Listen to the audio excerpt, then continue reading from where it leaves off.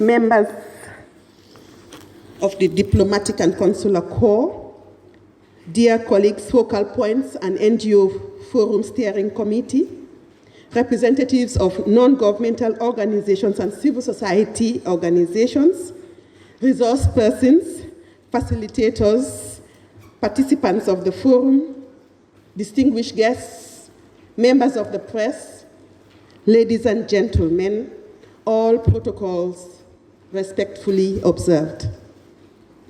It is with great pleasure to welcome each and every one of you to the forum on the participation of NGOs in the 65th Ordinary Session of the African Commission on Human and People's Rights and the 39th African Human Rights Book Fair, held here at the Paradise Suites Hotel in Banjul, Republic of the Gambia, and scheduled to run from the 17th to the 19th of October 2019.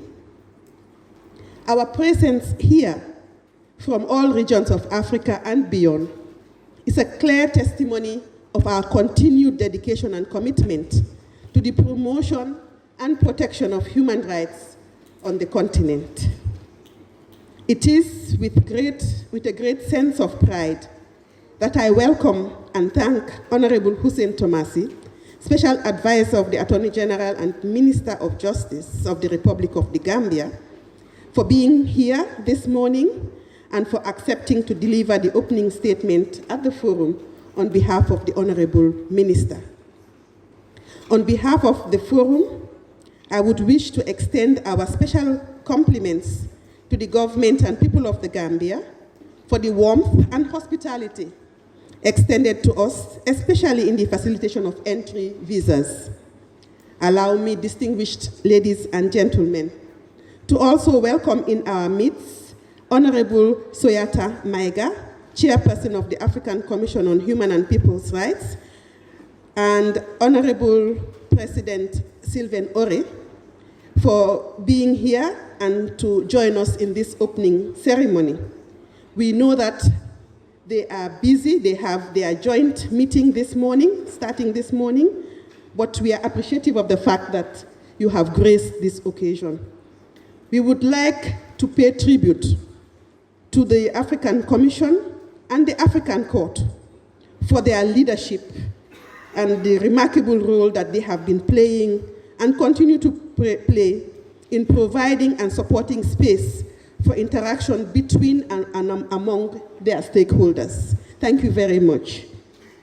A special word of welcome and appreciation goes to Mr. Mohamed Sise Guru, Chief of the Africa Section, and members of his delegation from the various bureaus on the continent. They've been a constant source of support, which we would want to acknowledge at this opening ceremony. In the same vein, we welcome the various United Nations delegations, including Mr. Williams Lifongo, Senior Human Rights Advisor of the United Nations Office in West Africa and the Sahel. Indeed, we welcome all our guests, all participants, facilitators, and partners coming from within and outside of Africa. Soyez le bienvenu. Welcome. Bienvenue.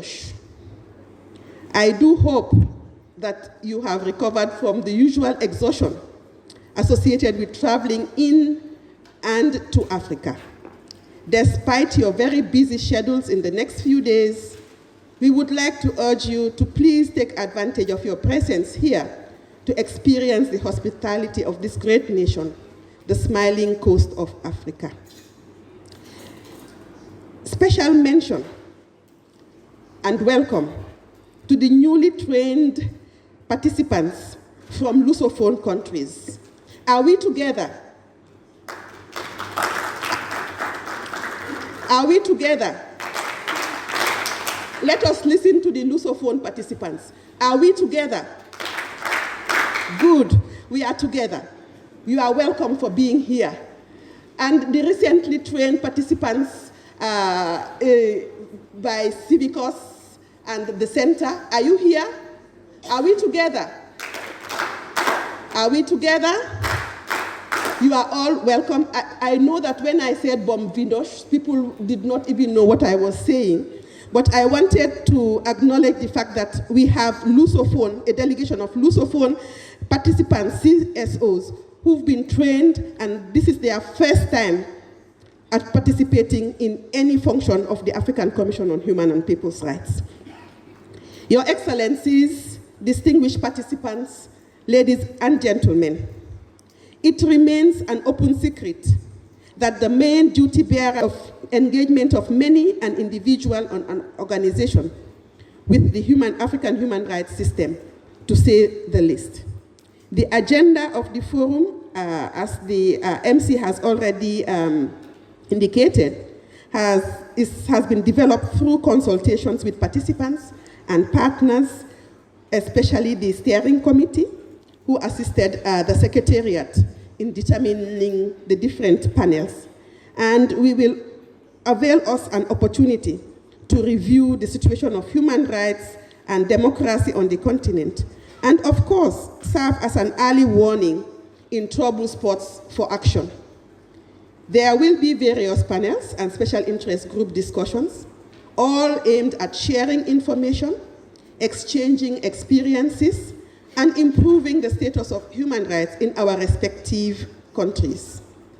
I know you will all come up with innovative strategies on how civil society can effectively contribute to the identification and contribution towards finding durable solutions to displacement, refugees, returnees, and internally displaced persons, which incidentally is the theme of this forum.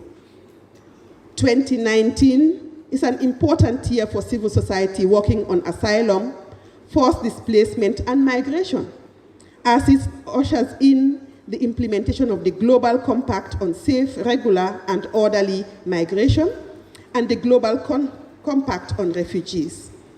Additionally, on the African continent, 2019 marks the 50th anniversary of the OAU Refugee Convention and the 10th anniversary of the Kampala Convention. The role of civil society to commemorate these conventions and to urge member states to ratify, domesticate, and implement the convention has become very urgent. It is to be noted that the state report of Chad and Zimbabwe will be reviewed during the 65th session in fulfillment of Article 62 of the Charter. I urge all of us to accompany the African Commission and indeed the said states in this process. Adopted resolutions and recommendations emanating from the forum will be forwarded to the African Commission for its consideration during the 65th ordinary session. And without doubt, I am certain that this forum will further provide the space for fruitful deliberations, resulting in the formulation of strategies to be shared with them and other partners. Your Excellencies, distinguished ladies and gentlemen, with the objective of giving human rights NGOs and their partners the opportunity to share their publications, working tools, and other materials with other NGOs, and to promote networking on the continent, the 39th African Human Rights Book Fair will run concurrently with the forum. I would like to urge each one of us to visit the book fair, which showcases publications on human rights, democracy, and related subjects, including tools developed to enhance efficacy of various processes to promote and protect human rights in Africa. Distinguished ladies and gentlemen, before I conclude, allow me to recognize the various contributions made by our various partners, namely the Office of the High Commissioner for Human Rights towards the conference package, the United Nations Office for West Africa and the Sahel towards interpretation services, IPAS Africa Office towards the hiring of the venue, and Civicus for co-sponsoring the training and facilitating the participation of the participants to this forum.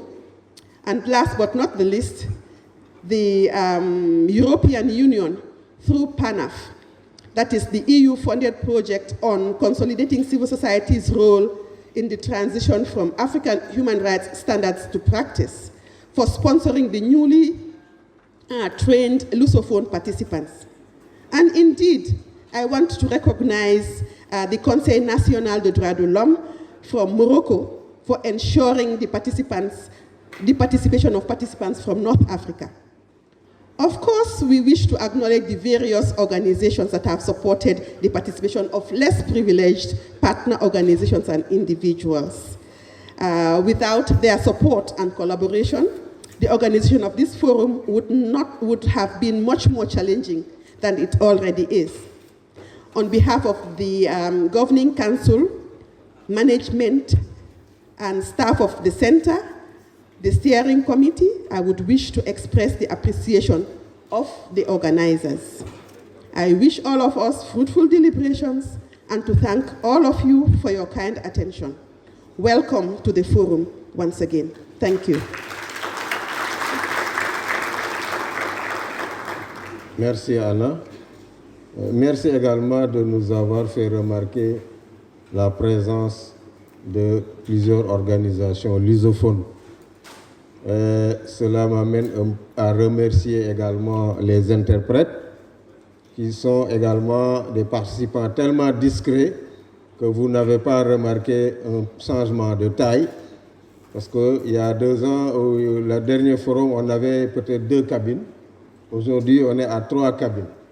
La participation des lusophones également a un coût que le partenariat qui a été initié par la directrice, le steering committee, le conseil d'administration du centre pour renforcer la participation de toutes les parties d'Afrique à ce forum est de taille et doit être en tout cas magnifié. Il y a 1 an ou 2 ans, nous nous plaignions également de l'absence de l'Afrique du Nord à ce forum. Aujourd'hui, nous avons beaucoup d'organisations de l'Afrique du Nord qui participent. Si on a les lusophones, maintenant je pense que la boucle est bouclée et cela nous amène effectivement, comme l'a dit Anna, à remercier les partenaires qui ont rendu cela possible. Sans plus tarder, je vais appeler Madame Corlette Lojane, membre du Steering Committee, pour faire son discours. Madame Corlette, vous avez la parole.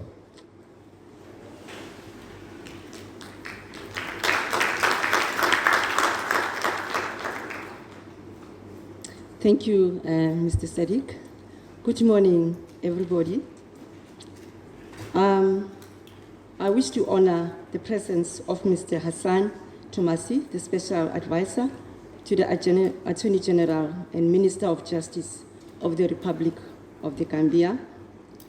Also, Her Excellency, Commissioner Soyata Maiga, the Chairperson of the African Commission on Human and People's Rights, Mr. Hamane Klause Kore, Chief of Africa Branch of the Office of the High Commissioner for Human Rights, Mrs. Hannah Foster, the Executive Director of the African Center on Human Rights and Democracy. It is with great honor to stand before you to welcome you on behalf of the NGO Forum Steering Committee for participation of NGOs in sessions of the African Commission. We are truly humbled by your presence and your efforts. In giving effect to the AU 2019 theme, may you kindly rise up to pay tribute to respect to all our fellow brothers and sisters that have been victimized. Some have perished in the scourge of xenophobia, discrimination, forced repatriation, and displacement. May you please rise up to observe a moment of silence.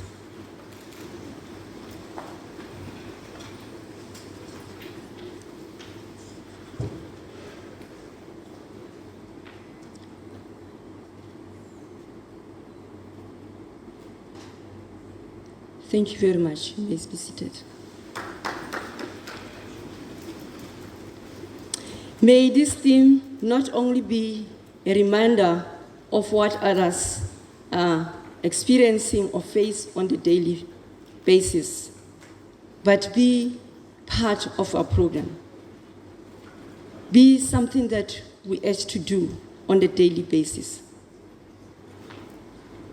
As many people fear persecution, climate change, and economic disparities that affect our countries.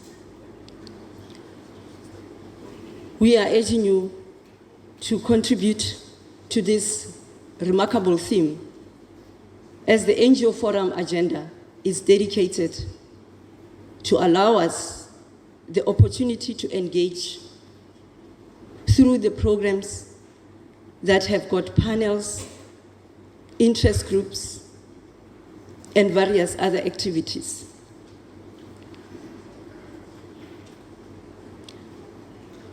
We are urging you to contribute to the AU Agenda program, where Africa will unite, where Africa will be seen as a peaceful continent, where accountability to the citizens and the rule of law is respected through enforcement of regional, international, and local mechanisms.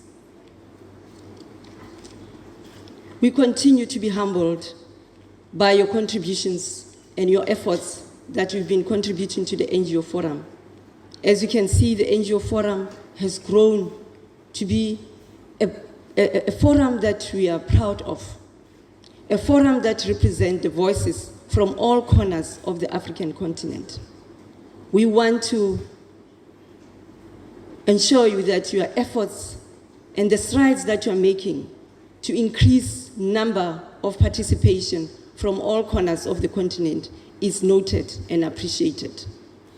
And I really want to encourage our focal point from North Africa, from West Africa, from Central Africa, from East Africa, and in the diaspora to continue playing this remarkable role.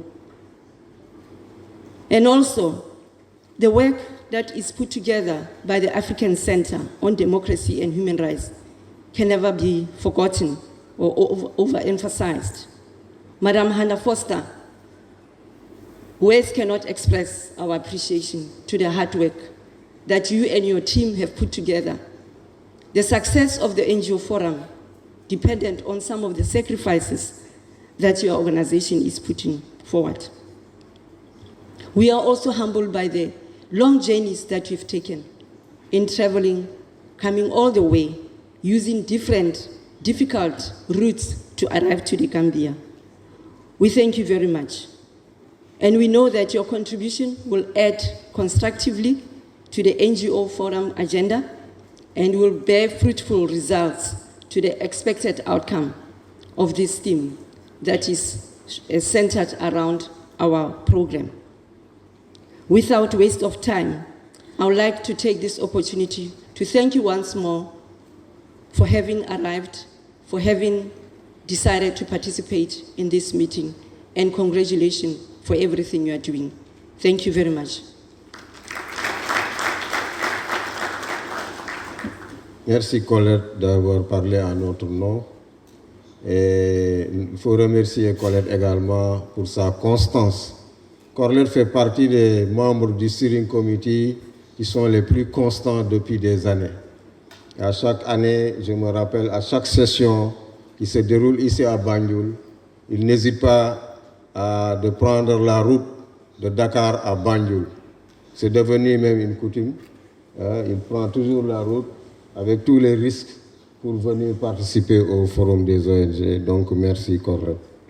Je vais demander à M. Mahaman Sissegouro, chef du bureau Afrique de la branche Afrique du Haut Commissariat aux droits de l'homme, de venir faire son discours. M. Gouro, vous allez...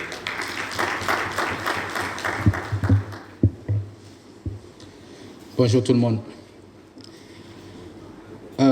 His Excellency Mr. Tomasi, Special Advisor to the Minister of Justice, Honorable Suyata Meiga, Chairperson of the African Commission on Human and People's Rights, Honorable Sylvain Ode, President of the African Commission on Human and People's Rights, Honorable Court, African Court, Honorable Commissioner Lucy Aksobo, Madam Hannah Foster, Executive Secretary of the African Center for Democracy, my sisters and brothers from the NGO community, dear colleagues, ladies and gentlemen, all protocol duly observed. I bring you this morning the warm greetings from Madame Michelle Bachelet, the UN High Commissioner for Human Rights, who also asked me to convey her message of solidarity and admiration for the human rights NGOs in the African continent. I'm also happy to once again join the NGOs on the continent on the margin of the 65th session of the African Commission on Human and People's Rights as they converge to exchange experience and discuss on how we can collectively improve our work. While I thank you all for attending, I would like to underscore that the sacrifices you are making in pursuit of the respect of human rights in our beloved continent are enormous, and we thank you for that. I would like also to recognize the immense effort Mrs. Hannah Foster and her team are making to mobilize the NGOs and to have their voice heard. Permit me to also thank all those institutions, national or international, that have provided support toward the organization of this event. My brothers and sisters from the human rights community, it is evident that the human rights community is only as strong as the unity and the strength of NGOs underpinning it. That is why the United Nations continued to provide support and accompany initiatives that are meant to empower NGOs in order for them to continue playing the crucial role of being the voice of the voiceless on human rights issues. Ladies and gentlemen, being at the front line of effort to protect and promote human rights comes with its own challenge, which is why we must collectively strengthen the normative and institutional framework to enhance the protection regime for human rights, in particular for human rights defenders. The United Nations will continue engaging member states in this regard.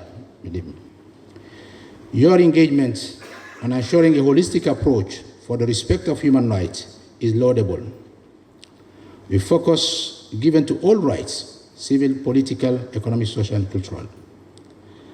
As you know, the realization of economic, social, and cultural rights and the implementation of the respective developmental goals contained in the Agenda 2030 and the African Union Agenda 2063 is critical to reinforce the human rights and development nexus. I therefore encourage you to scale up intervention on these issues. Distinguished participants, in spite of efforts member states are making, our beloved continent is still grappling with serious threats to its peace and security with implications for human rights. The action of violent extremists, recurrent situation of intercommunal violence, maritime insecurity, and violence linked to electoral and political processes all require the concerted effort of member states in close collaboration with civil society organizations. You are therefore instrumental in promoting local ownership and leadership that is required to address these challenges.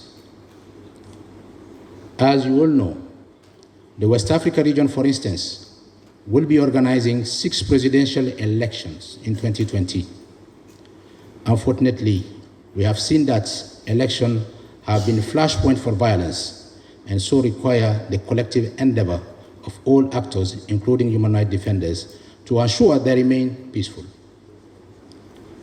I urge you to work in partnership with all relevant national and regional institutions to not only promote peaceful election, but to promote the respect for human rights and the rule of law in the processes. I understand that the United Nations Office for West Africa and the Office of the High Commissioner for Human Rights will organize a session on the 20th of October with selected number of NGOs for West Africa and the Sahel to brainstorm on this issue and seek ways of enhancing the role of NGOs in the process.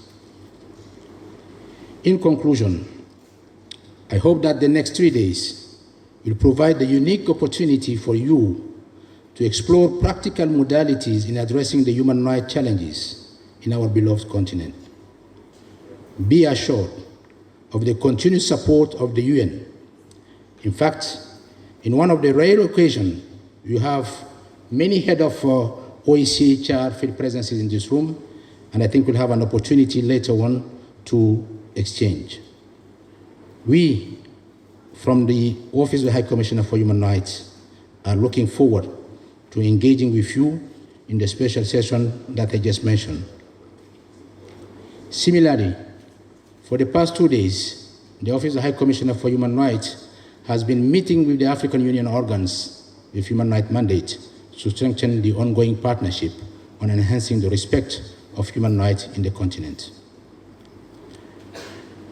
I would therefore like to wish to all of you a very fruitful deliberation, more courage and success as you continue to improve the lives of the people of this continent. I thank you for your kind attention.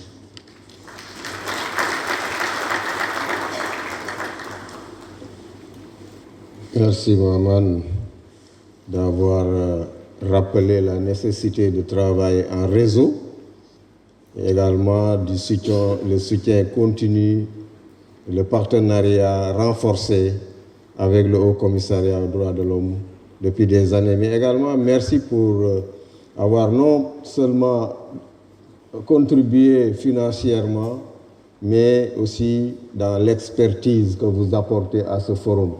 Vous ne vous limitez pas seulement à venir donner les moyens, les ressources, mais à travers les équipes et les experts que vous déployez, en tout cas vous envoyez participer avec nous durant les débats, enrichir les débats, nous vous en remercions.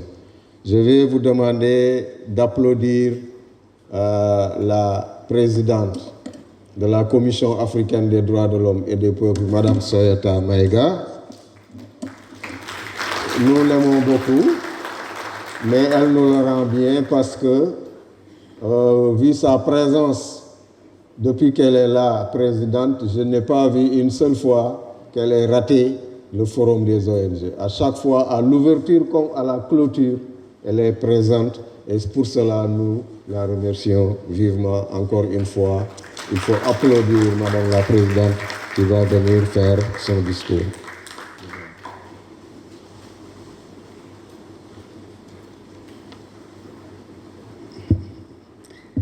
Bonjour à tout le monde.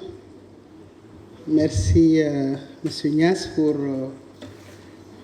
vos paroles aimables.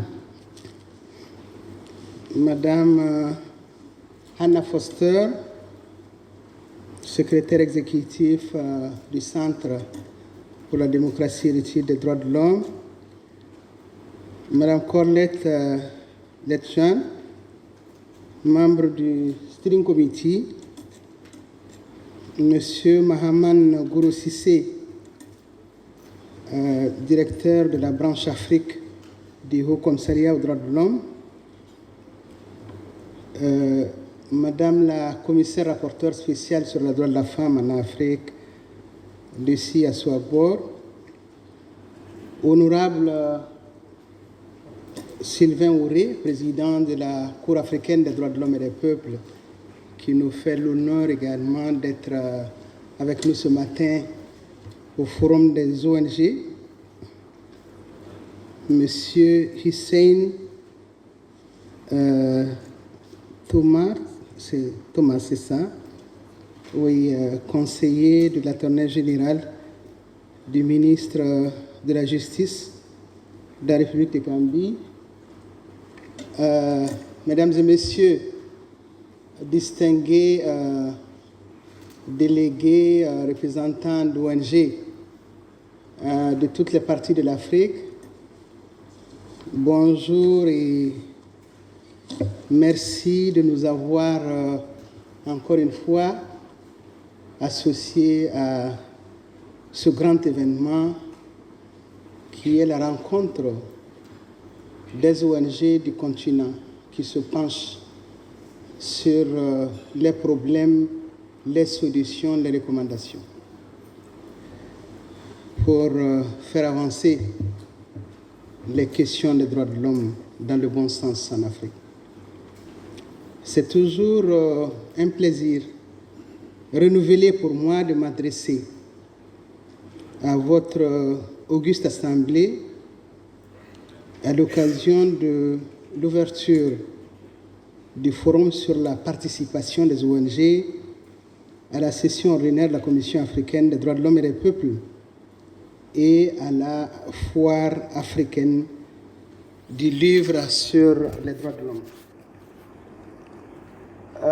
Cet événement est la preuve vivante, l'aboutissement d'un travail collectif considérable, entrepris depuis des années par la société civile africaine. Il traduit également l'engagement de la Commission africaine à vos travaux de demain. Permettez-moi également, à l'orée de mon propos, de féliciter et de remercier l'engagement heureux de constater que les ONG lusophones nous rejoignent, vous rejoignent ici.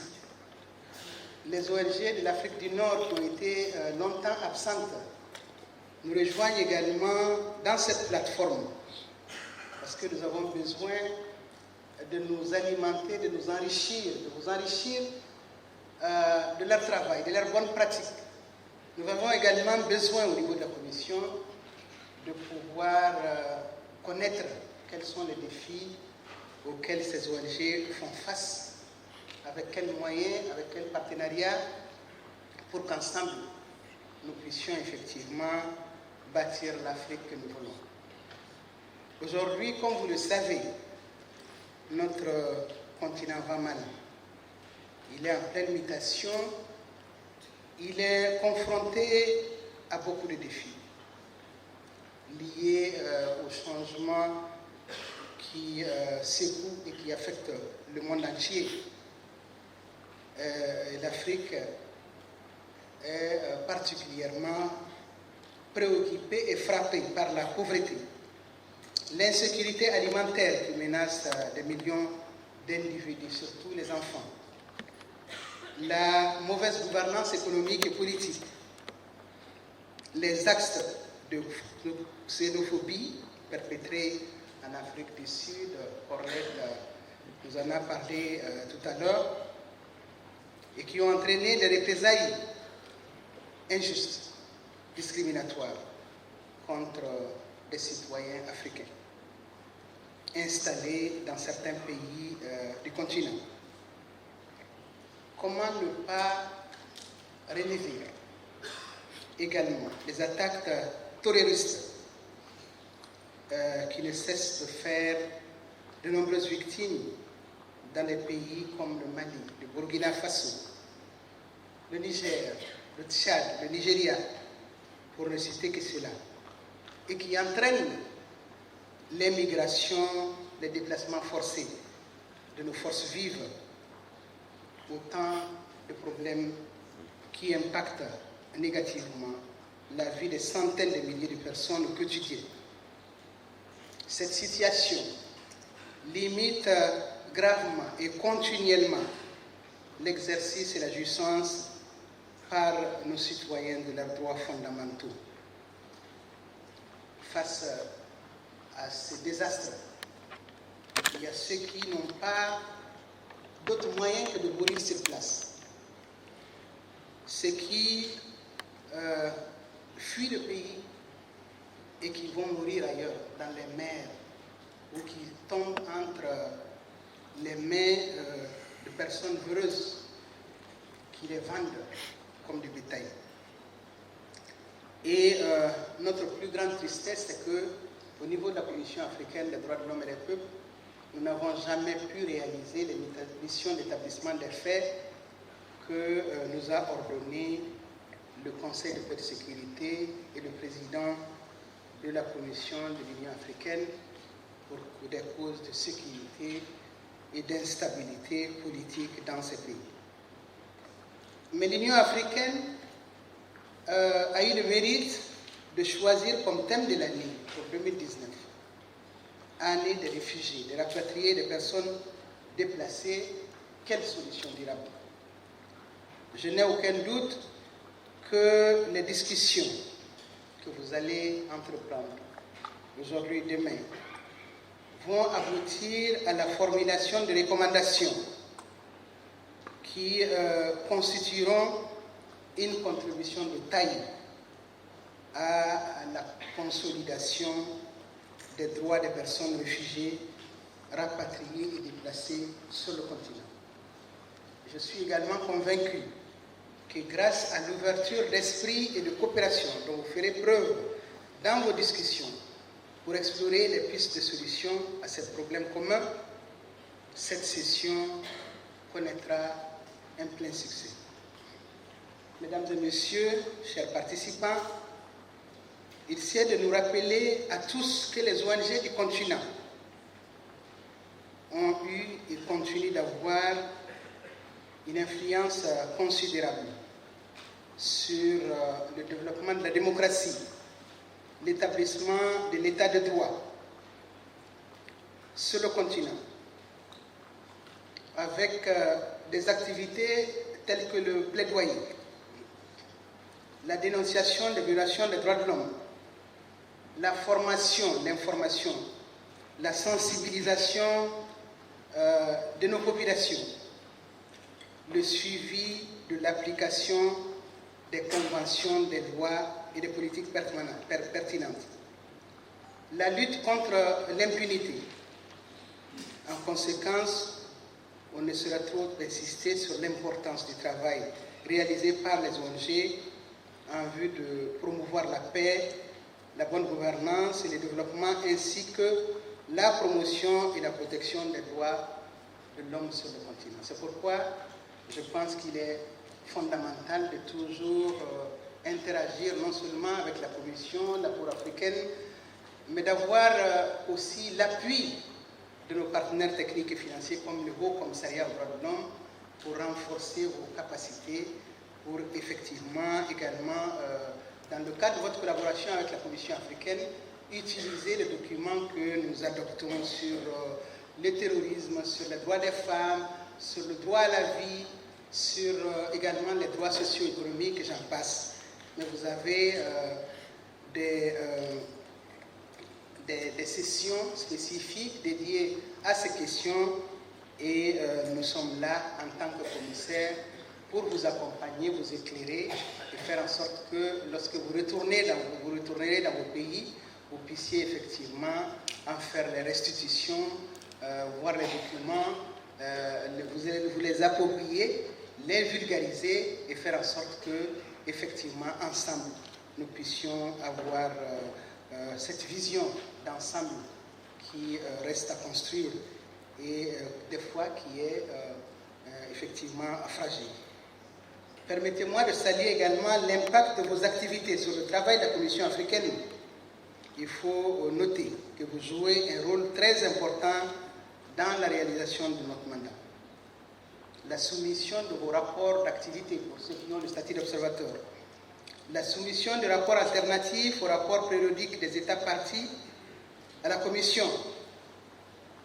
Tout ceci nous permet d'avoir une meilleure idée une meilleure compréhension de l'application et du respect des dispositions de la Charte africaine et des protocoles qui l'accompagnent par les États partis, mais également par tous les autres acteurs.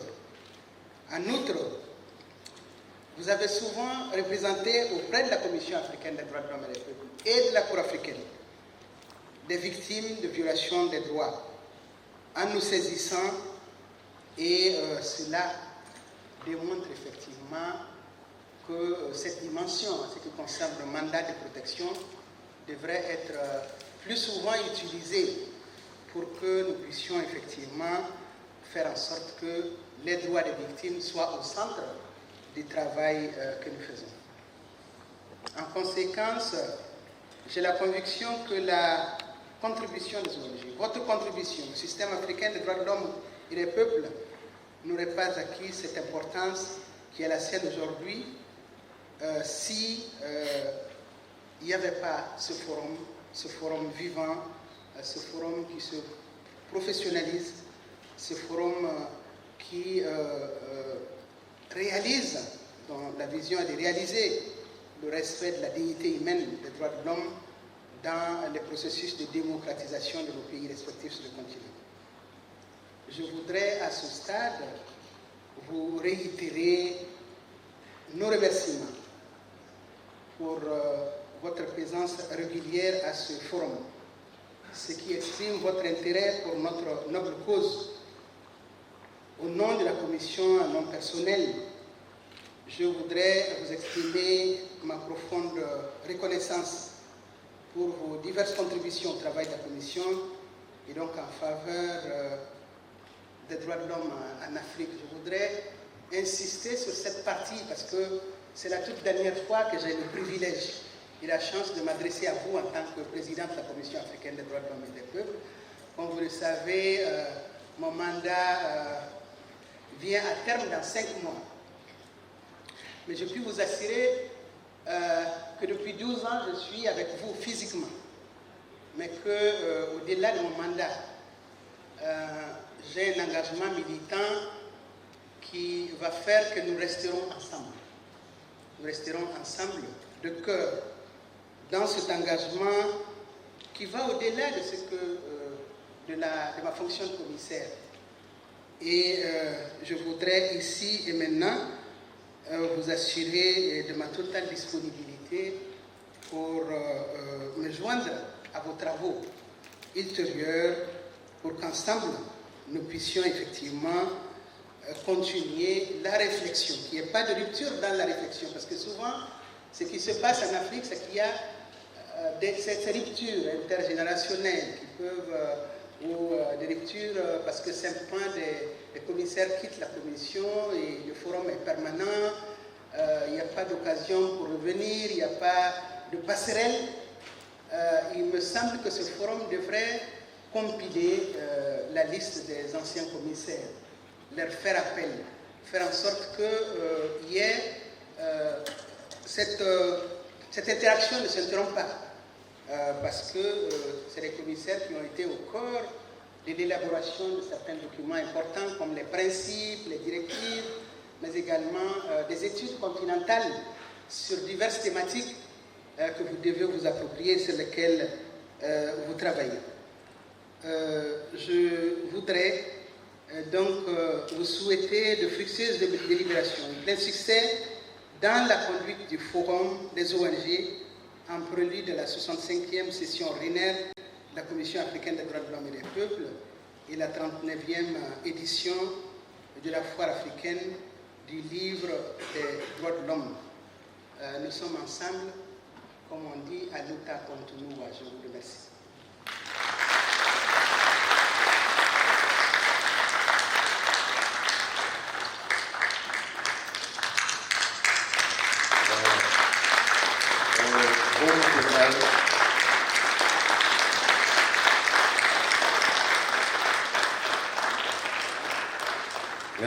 Merci madame. C'est un discours historique. Je dirais les déplacements, les migrations sauvages, la xénophobie, et les tentatives même d'accaparement du pouvoir par des moyens anticonstitutionnels. Tout cela constitue des défis avec lesquels nous devons faire face aujourd'hui. Et elle a terminé par nous donner des pistes de solutions. Des pistes de solutions comme le plaidoyer, la sensibilisation, en plus maintenant du recours juridique qu'il faut introduire, des communications. Il faut continuer le travail que nous faisions et puis avec beaucoup plus d'ardeur. Parce que comme disait Victor Hugo, ceux qui vivent, ce sont ceux qui luttent. La lutte ne prendra jamais fin. C'est intergénérationnel. Et si elle dit qu'elle quitte en tant que commissaire, mais elle reste en tant que militante, je la crois parce que c'est une militante convaincue. Moi, quand je connaissais Mme Maïgas, elle n'était pas encore commissaire. Et on était à Accra, je me rappelle ce jour, en train de mettre sur les fonds baptismaux un autre forum, le FOSCAO, le Forum des organisations de la société civile de l'Afrique de l'Ouest. Parole à M. Hissène Thomassi, conseiller spécial du ministre de l'Administration au ministre de la... Your Excellency, Madame Soyata Mega, Chairperson of the African Commission on Human and People's Rights, Madame Hannah Foster, Executive Director of the African Center for Democracy and Human Rights Studies, Mr. Mohamed Sise, Chief of Africa of the United Nations, Office of the High Commissioner for Refugees, Madame Colette, member of the NGO Forum Steering Committee, Honorable Sylvain Ode, President of the African Court on Human and People's Rights, officials of the African Union and the United Nations here present, members of NGOs and civil societies on the African continent and beyond present, distinguished ladies and gentlemen, members of the press. First, let me convey the apologies of the Honorable Attorney General and Minister of Justice, the Gambia, Mr. Tambedu, who is unable to be with us this morning. Owing to official functions, he has to perform outside the Gambia. I have been delegated as a special advisor to be here and to read out his opening address. It's my pleasure, therefore, on behalf of the Minister of Justice, Mr. Abubakar Tambedu, to read his opening address to this official meeting. This very important meeting that's been convened here in Banjul, the Gambia. I will now read his statement. First, I would like to take this opportunity to extend a very warm welcome to all of you to our beloved country and to thank you for taking this journey to the Gambia. It is indeed remarkable that you will have your presence here for the meetings of the African Commission on Human and People's Rights. I hope you will have a very pleasant and memorable stay in the Gambia. I must also commend the Center, the African Center for Democracy and Human Rights, under the leadership of Madame Hannah Foster, for organizing this very important forum and having over the years convening and facilitating the participation of civil society organizations working on a wide range of human rights related issues from Africa. I'm particularly delighted that the theme for this year's forum is moving from rhetoric to action. Distinguished ladies and gentlemen, serious and systematic violations of fundamental human rights, in particular the persecution of persons on grounds of their race, religion, nationality, membership of a particular social group or their political opinion, civil wars or events seriously undermining public order, external aggression as well as natural and ecological disasters, such as droughts, storms, are factors associated with large-scale refugee movements in Africa.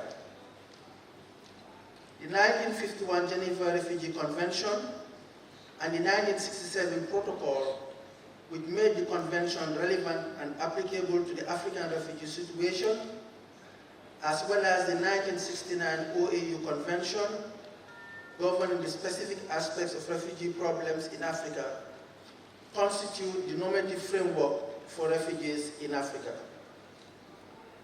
It would be recalled that the 1951 Geneva Convention was particularly in place to respond to the problems of refugees generated by the Second World War.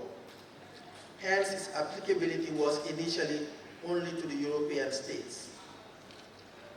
In response to the increasing number of refugees on the continent, the then OAU established the convention governing specific aspects of refugee problems in Africa. It became a significant contribution to international refugee law in three significant areas which are essential for the solution of pressing refugee problems on the African continent. While the OAU Convention was meant to complement the Geneva Convention, it extended traditional refugee definition to include also persons who, as a result of civil wars or other armed conflicts in their home country,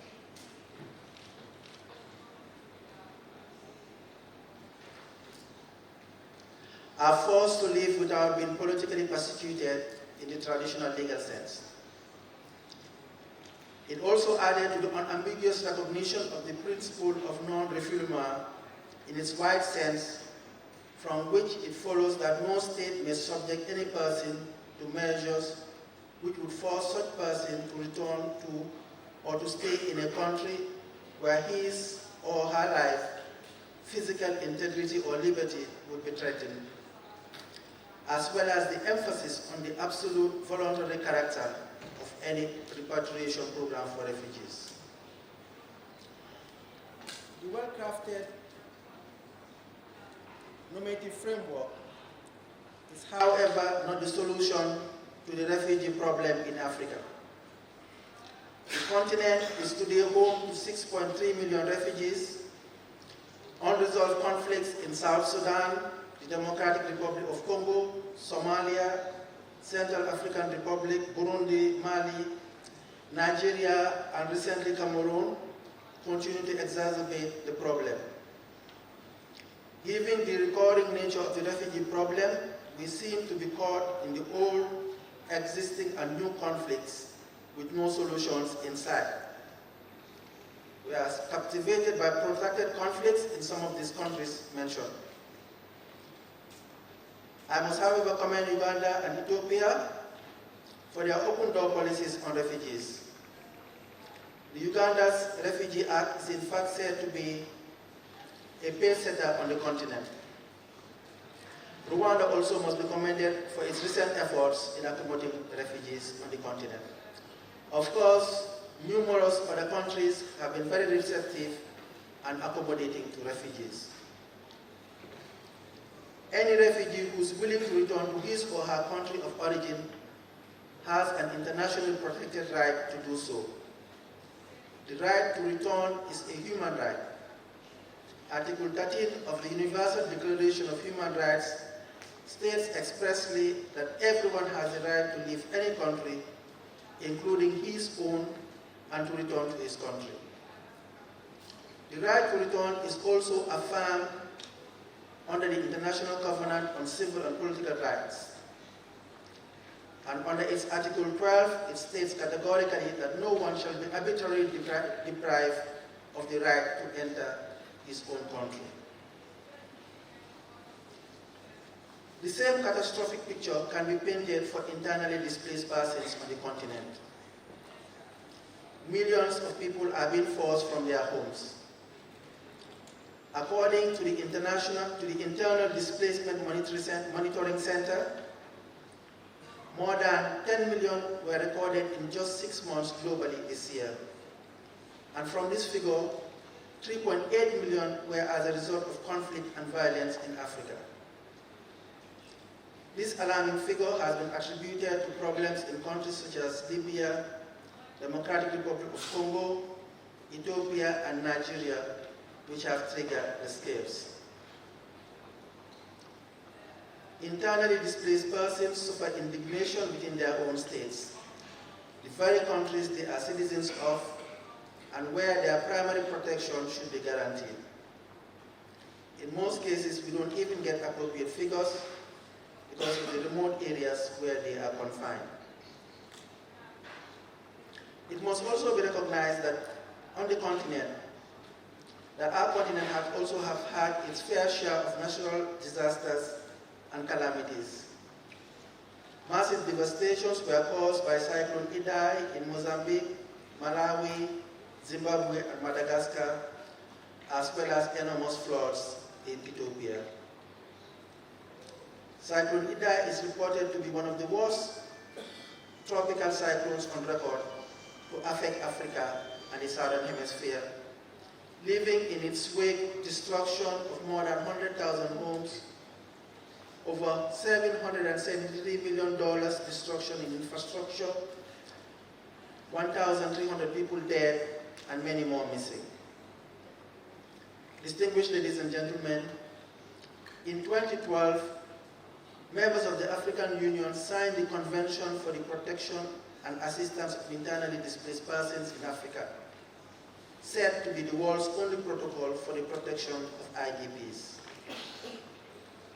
This convention seeks to, among other things, promote and strengthen regional and national measures to prevent or mitigate, prohibit, and eliminate root causes of internal displacement, as well as provide for durable solutions. Establish a legal framework for preventing internal displacement and protecting and assisting internal displaced persons in Africa. Under its Article 4, members are obligated to devise early warning systems in the context of the continental early warning system in areas of potential displacement, establish and implement disaster risk reduction strategies, emergency and disaster preparedness and management measures, and where necessary, provide immediate protection and assistance to internally displaced persons. Article 9 expressly provides that state parties shall protect the rights of internally displaced persons regardless of the cause of displacement by refraining from and preventing the following acts, among others. 1. Arbitrary killing, summary execution, arbitrary detention, abduction, enforced disappearance or torture and other forms of cruel, inhuman, or degrading treatment or punishment. 2.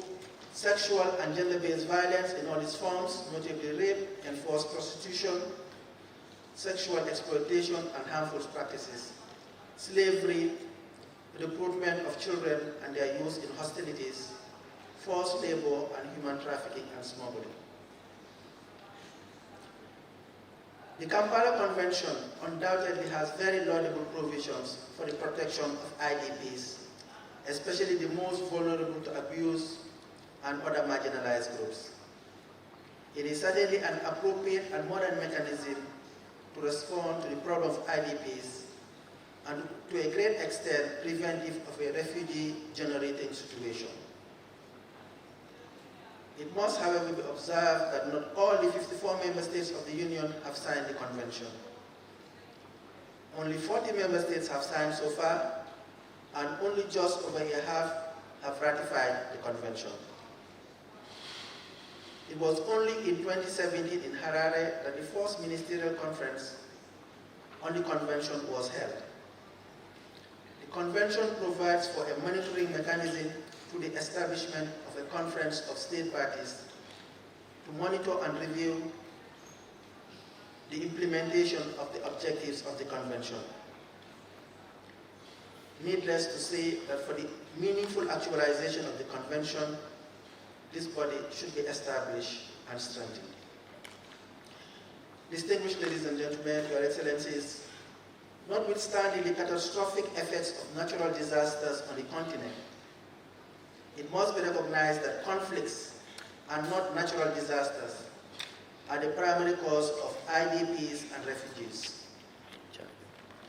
According to the IDMC, conflicts caused 75% of new displacements in 2017, up from 70% in 2016. It is an incontestable fact that the root cause of African problems, including conflicts, lie in poor leadership on the continent. Africa is certainly suffering from what has been characterized as poor leadership syndrome by scholars on the continent. African leaders have epitomized corruption in all its forms and manifestations, exhibiting behavioral signs as if they own the state and people they govern. Accountable leadership is non-existent, and where it exists, it is usually not adhered or practiced to. Just a couple of days ago, we heard over the BBC News what has transpired in a neighboring African country, where live bullets greeted demonstrators who were advocating for adherence to term limits. As one scholar puts it, the rather pathetic situation on the continent, and I quote, more than 5 decades after independence, African states have remained in a vicious cycle of conflicts, stunted development, and finally characterized by all indices of destructive governance. This time not as a result of colonial invasion, but by the character of its leaders, power politics, endemic corruption, clientelism, and politics of patronage, quotations close. Our attempts at good governance and reforms should be meaningful. The concept of presidential term limits should be incorporated in all the constitutions on the continent. We must work effortlessly to strengthen our fragile democracies and rule of law on the continent.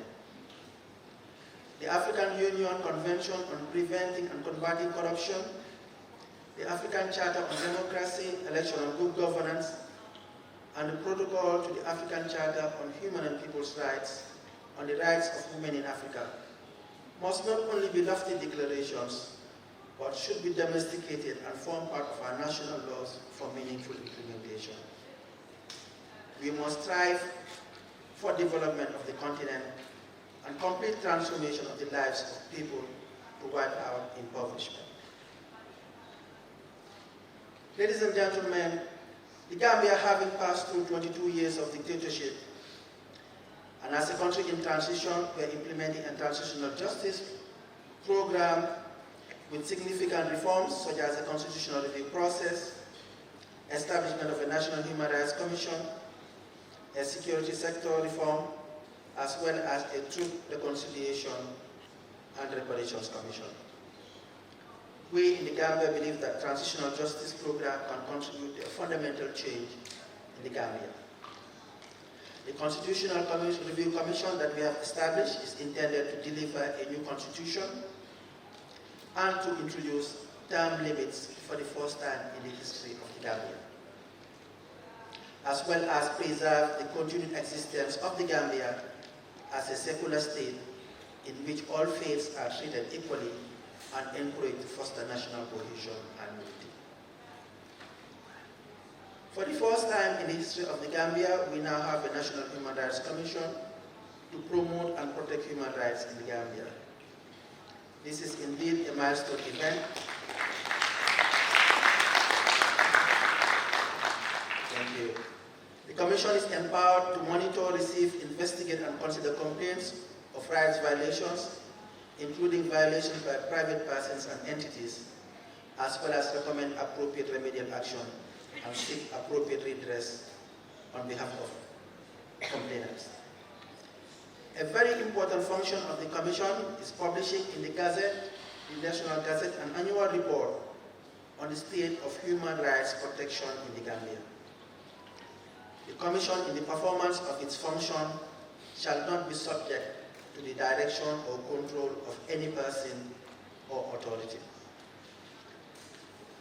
The Paris Principles, as you all know, are by and large a template around which national human rights commissions are structured and built. The principles today provide a standard for the credibility and independence of national human rights commissions. Principles relating to independence, transparency in the selection and appointment of commissioners, cooperation and partnership with international stakeholders, just to name a few, are all incorporated in the act establishing the Gambia's Human Rights Commission.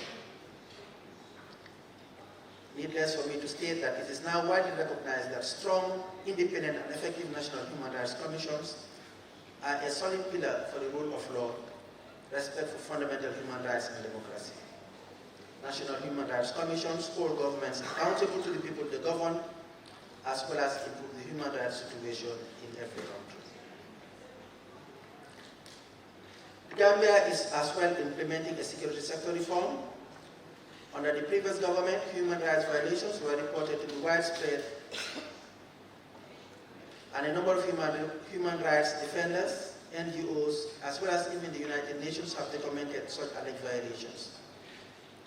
The security agencies in the Gambia, such as the National Intelligence Agency, then the Serious Crimes Unit, and the police intervention of the Gambia Police Force, as well as the paramilitary outfit called the Junglers, were implicated in most of the abuses that took place in the 22 years of the previous regime. On 12 September 2017, the President of the Gambia officially launched the security sector reform process in the Gambia with a view to curing deep-rooted governance challenges. A security sector assessment report was concluded in December 2017 and made several findings. There is now a national security policy in place. It was launched in June this year. There is also a national security and security sector assessment strategies which have been put in place to implement the security sector reform.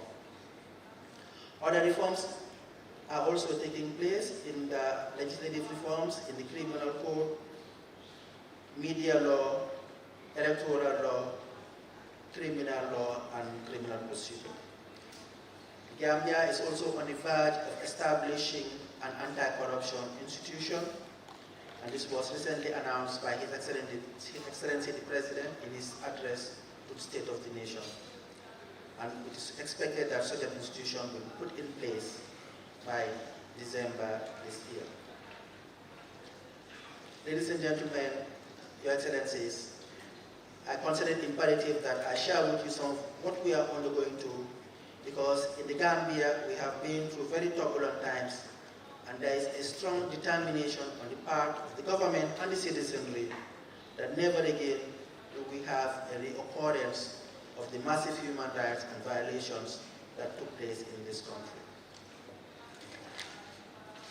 As you strive to promote human rights, protect and ensure fulfillment of human rights on the continent, I commend all of you here present, those on the continent as well as those beyond the continent.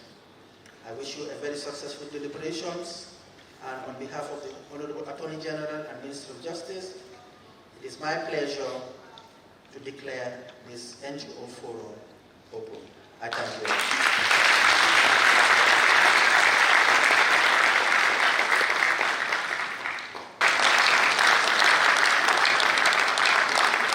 Merci, merci. Vous voyez qu'ils sont nombreux. Comme on avait dit, c'est un travail de défense des droits de l'homme au niveau, auprès de la Commission africaine des droits de l'homme et des peuples. Avant de vous inviter à visiter la foire au livre, il y a une photo de parcours. Donc je vous invite à vous rapprocher pour la photo de famille. Voilà, rapidement, parce que nos autres aussi voudraient se libérer parce qu'ils ont d'autres activités.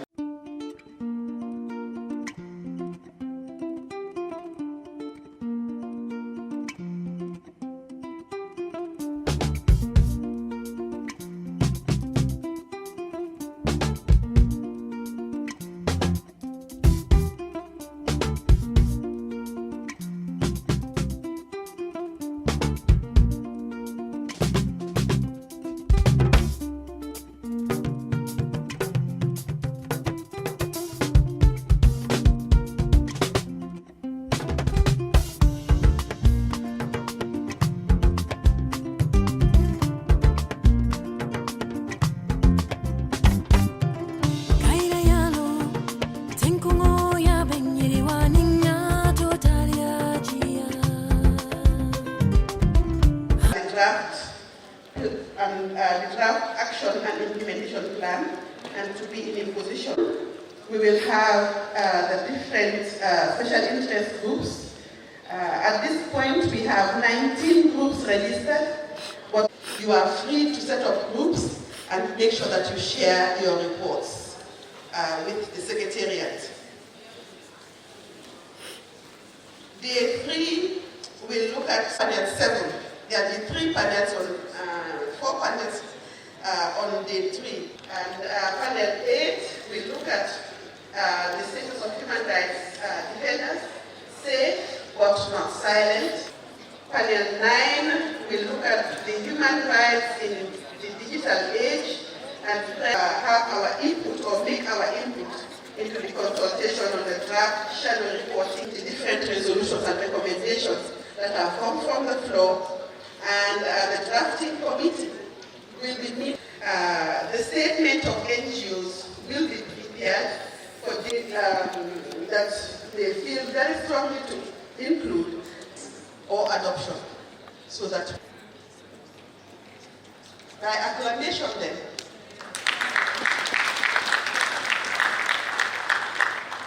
Thank you. Forward, Eastern Africa, please come forward. Northern Africa, Western Africa, and Southern Africa. You have 1.5 hours, and it is my pleasure to call on Mr. Malami Tamba from UNOWAS.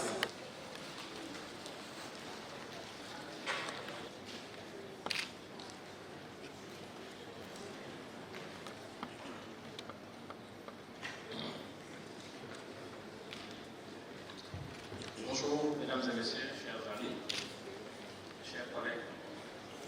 Nous avons la redoutable tâche d'introduire ce panel qui est la porte d'entrée du forum. Un panel qui va mettre l'accent sur la situation au regard du général de la situation des droits de l'homme en Afrique. Ça sera aussi l'occasion d'écouter, d'entendre les collègues qui viennent des différentes sous-régions du continent, qui vont nous entretenir sur la situation que vivent les peuples, les défis auxquels les uns et les autres sont confrontés dans la jouissance, dans l'exercice de leur droit. La partie inaugurale de ce forum a permis d'avoir des idées plus ou moins d'être sur les enjeux et les défis auxquels nous sommes confrontés nous tous en matière de droits de l'homme. Les défis de la gouvernance essentiellement. La gouvernance politique.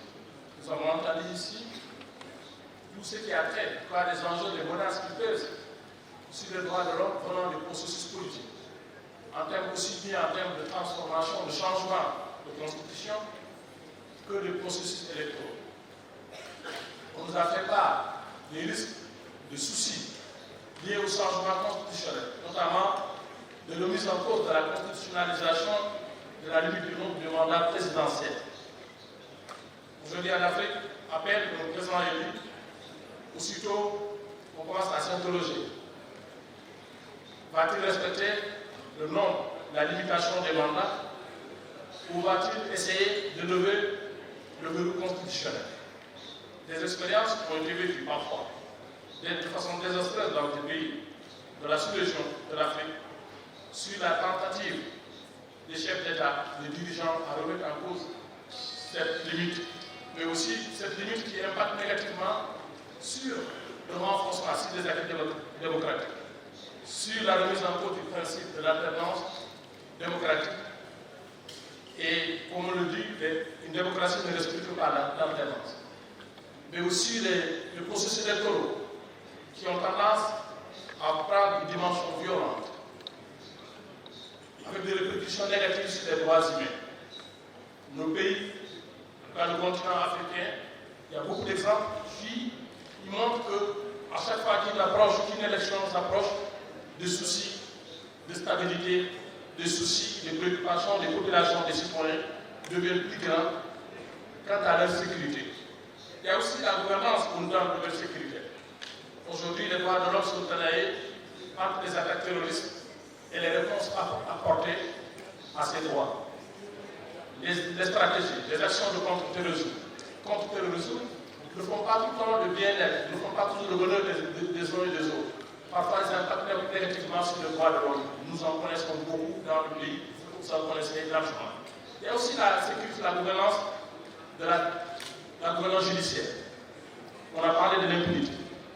Mais aussi, on parle de cette coïncidence troublante parfois entre les agendas politiques et les agendas, notamment électoraux, et les agendas judiciaires. À l'approche des élections, nous voyons beaucoup de procès. Nous connaissons beaucoup de procès intentés, à tort ou à raison, contre des hommes politiques ou des femmes politiques qui sont de potentiels candidats. La gouvernance du secteur de la justice fait aussi référence à tous les défis auxquels le contrat est confronté en matière de lutte contre l'impunité. Au niveau économique, les droits économiques et sociaux culturels ne se portent pas toujours bien, au mieux, et sont aussi caractérisés par la précarité de l'emploi, et notamment au niveau des jeunes, qui constitue un risque de basculement de ces jeunes dans des activités illicites, parce qu'ils sont en proie, parfois, aussi tenaillés entre la tentative de trouver le bonheur ailleurs dans ces secteurs, et aussi le désir d'avoir une meilleure vie, un meilleur avenir, de vivre mieux. C'est leur droit. Au niveau économique, toujours, il y a la question de la corruption, aujourd'hui qui gangrène la gestion des affaires publiques dans nos pays. Au niveau de la gouvernance des ressources naturelles, les découvertes gazières et pétrolières ne font pas toujours du bonheur, ne créent pas toujours du bonheur en termes de droits de l'homme. L'exploitation de ces ressources a souvent un impact préoccupant, négatif sur la jouissance des droits humains. Voilà en quelque sorte, chers amis, l'impact ou le risque de menaces sur les droits de l'homme qui viennent de ces différents secteurs et qui vont pousser des milliers de personnes, des millions de personnes, surtout les jeunes, à se jeter sur les voies des immigrations qu'on qualifie de clandestines ou de sauvages. Ce qui veut dire que les défenseurs de droits de l'homme que vous êtes auront à faire face à ces nombreuses menaces qui impactent négativement sur les droits humains au niveau de l'Afrique. Ce sont aussi des menaces transversales, des problématiques transversales qui impactent négativement sur ces droits de l'homme. Nous ne voulons pas, sans pourtant tarder et monopoliser davantage la parole, vous le connaissez mieux que nous, mieux que moi qui suis là. Nous voudrons donc permettre, donner la parole successivement aux différents intervenants qui sont là, aux représentants des différents réseaux, des défenseurs des droits de l'homme, des différentes sous-régions de l'Afrique de l'Afrique, que ce soit l'Afrique de l'Ouest, le Maghreb, l'Afrique de l'Est, l'Afrique australe, l'Afrique centrale. Vous aurez tour à tour à prendre la parole pour nous entretenir sur ces questions. Vous êtes des experts, vous pouvez le dire en un temps record, environ 7 minutes pour chacun. Vous avez la parole. Thank you very much. Thank you very much, moderator. And thank you for the rich presentation you have made. So today I will present a report, an instruct report, summary, because we have just 7 minutes and the report is more than 15 pages. So the report concerns the situation of human rights, or an overview of the situation of human rights and democracy in North Africa. So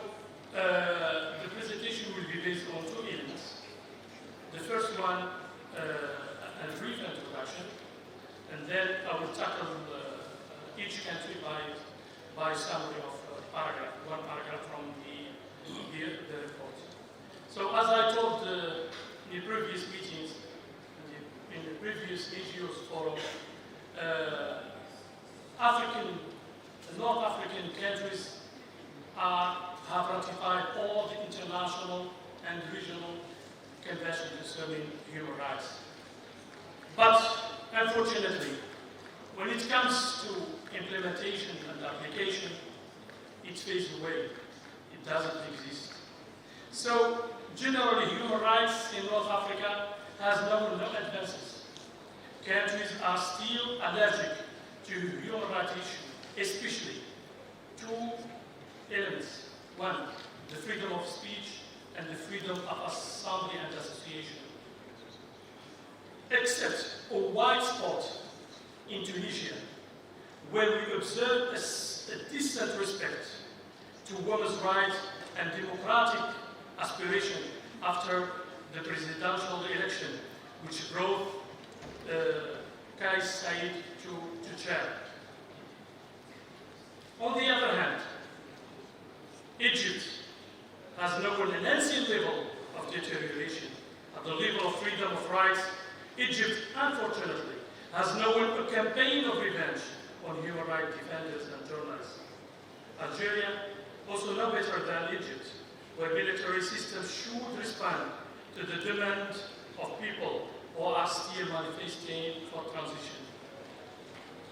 Morocco, as well, has known a kind of deterioration, especially at the level of freedom of speech. Journalists are accused for illogical crime, like Hajar Rissouli case. But fortunately, yesterday, there was a royal grace for her, and we think it is a good step that should have followed with other detainees. Mauritania, there is still a restriction on civic space and human rights defenders. Bloggers and journalists are always targeted every day. Corruption is a real concern in North Africa. Libya represents a real example of chaos, with where Haftar army are committing all kinds of crimes against civilians and migrants. So, for Algeria, for more than 4 months, the Algerian people have been steadfastly demonstrating their fearlessness and courage to put an end to an militarized authoritarian system imposed on them since the independence. Its demands are referred every day, every Friday, throughout the country to establish a rule of law, gathering individual and collective freedom, promoter of the equality of citizens, including that between women and men, and social justice. Libya, the most fundamental rights continue to be violated, especially against internally displaced persons, migrants and refugees. Many cases of torture, arbitrary detention, sexual and gender-based violence, as well as attacks on freedom of expression, association, and peaceful assembly continue to be reported, and most often the victims are unable to obtain a legal redress. The fight against impunity is one of the keys to resolving the conflict. The persecution and the condemnation of perpetrators of this crime is necessary for the long term. Egypt, human rights are not a text of mercy and clemency. They are legally binding rights. When your human rights are violated, you have many opportunities to fight for your human rights throughout international legal mechanisms. Invoke your rights and use this instrument. During the last 6 months, we observed the death of the former Egyptian President Mohamed Morsi without being able to act. It should be noted that the current government has failed to promote adequate medical care, let alone family visits. According to human rights reports, at least 66,000 detainees and political prisoners, mostly supporters of the Muslim Brotherhood, have been arrested since July 2013.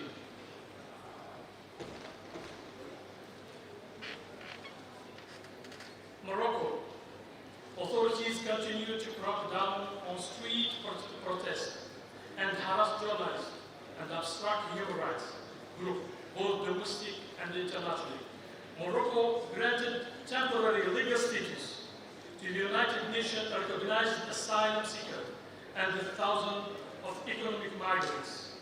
The National Council for Human Rights, CNDH, handed over in August 2019 a total of 87 million dirham, that is 8.1 million euros, to more than 600 victims of human rights violation committed between 1956 and 1999. Mauritania, and the last one, at least 100 of people were arrested in June 2019 on the sideline of protests across Mauritania. Authorities say it is mostly foreigners who have joined in contesting the result of the first round of the presidential election. Following the various reports collected, there were no foreigners who went down to the field. It is Mauritanians, Africans, victims of this electoral injustice, who came to claim their rights. People were intimidated before the election, during and after the election. And I thank you very much. Merci, Moulay. Nous allons passer la parole au réseau des défenseurs de droits de l'homme de l'Afrique centrale, Mme Michel Taoura. Merci, Monsieur le modérateur. Bonjour tout le monde. Alors, nous allons vous parler de la situation des droits de l'homme en Afrique centrale, mais plus précisément au Cameroun. En Afrique centrale, actuellement, nous constatons qu'il y a une recrudescence de groupes armés.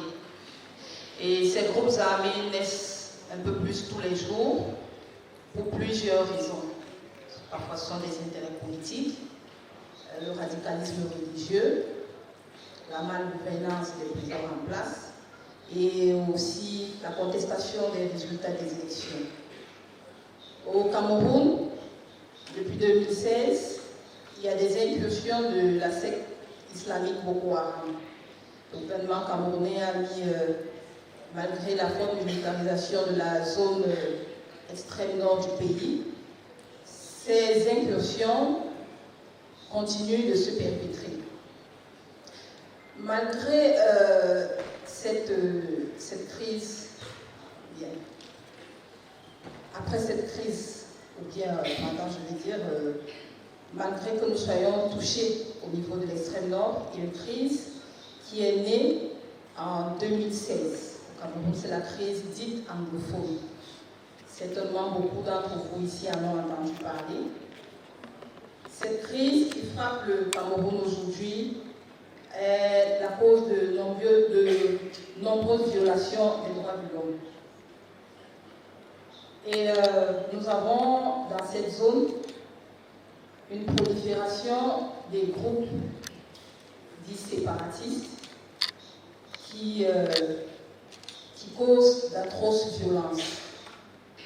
Et ajouté à ces violences causées par les groupes séparatistes, nous avons également celles causées par les forces armées camerounaises.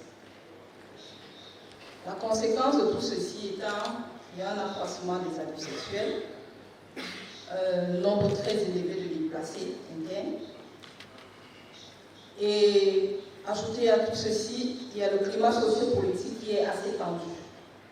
Le climat sociopolitique s'est étiré au Cameroun du fait de, après l'élection présidentielle du 7 octobre 2018, où des leaders d'un certain parti politique ont été arrêtés puis placés en détention pour avoir contesté le résultat des élections, de l'élection présidentielle.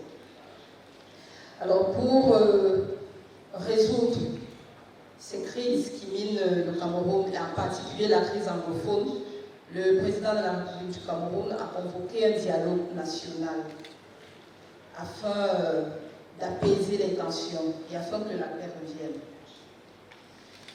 Les organisations de la société civile camerounaise qui promeuvent les droits humains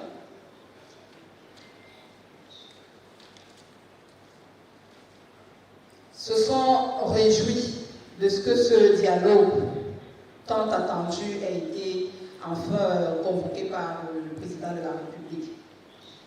Mais c'est vrai que le chef de l'État camerounais a procédé il y a quelques jours à la libération de certains leaders et activistes des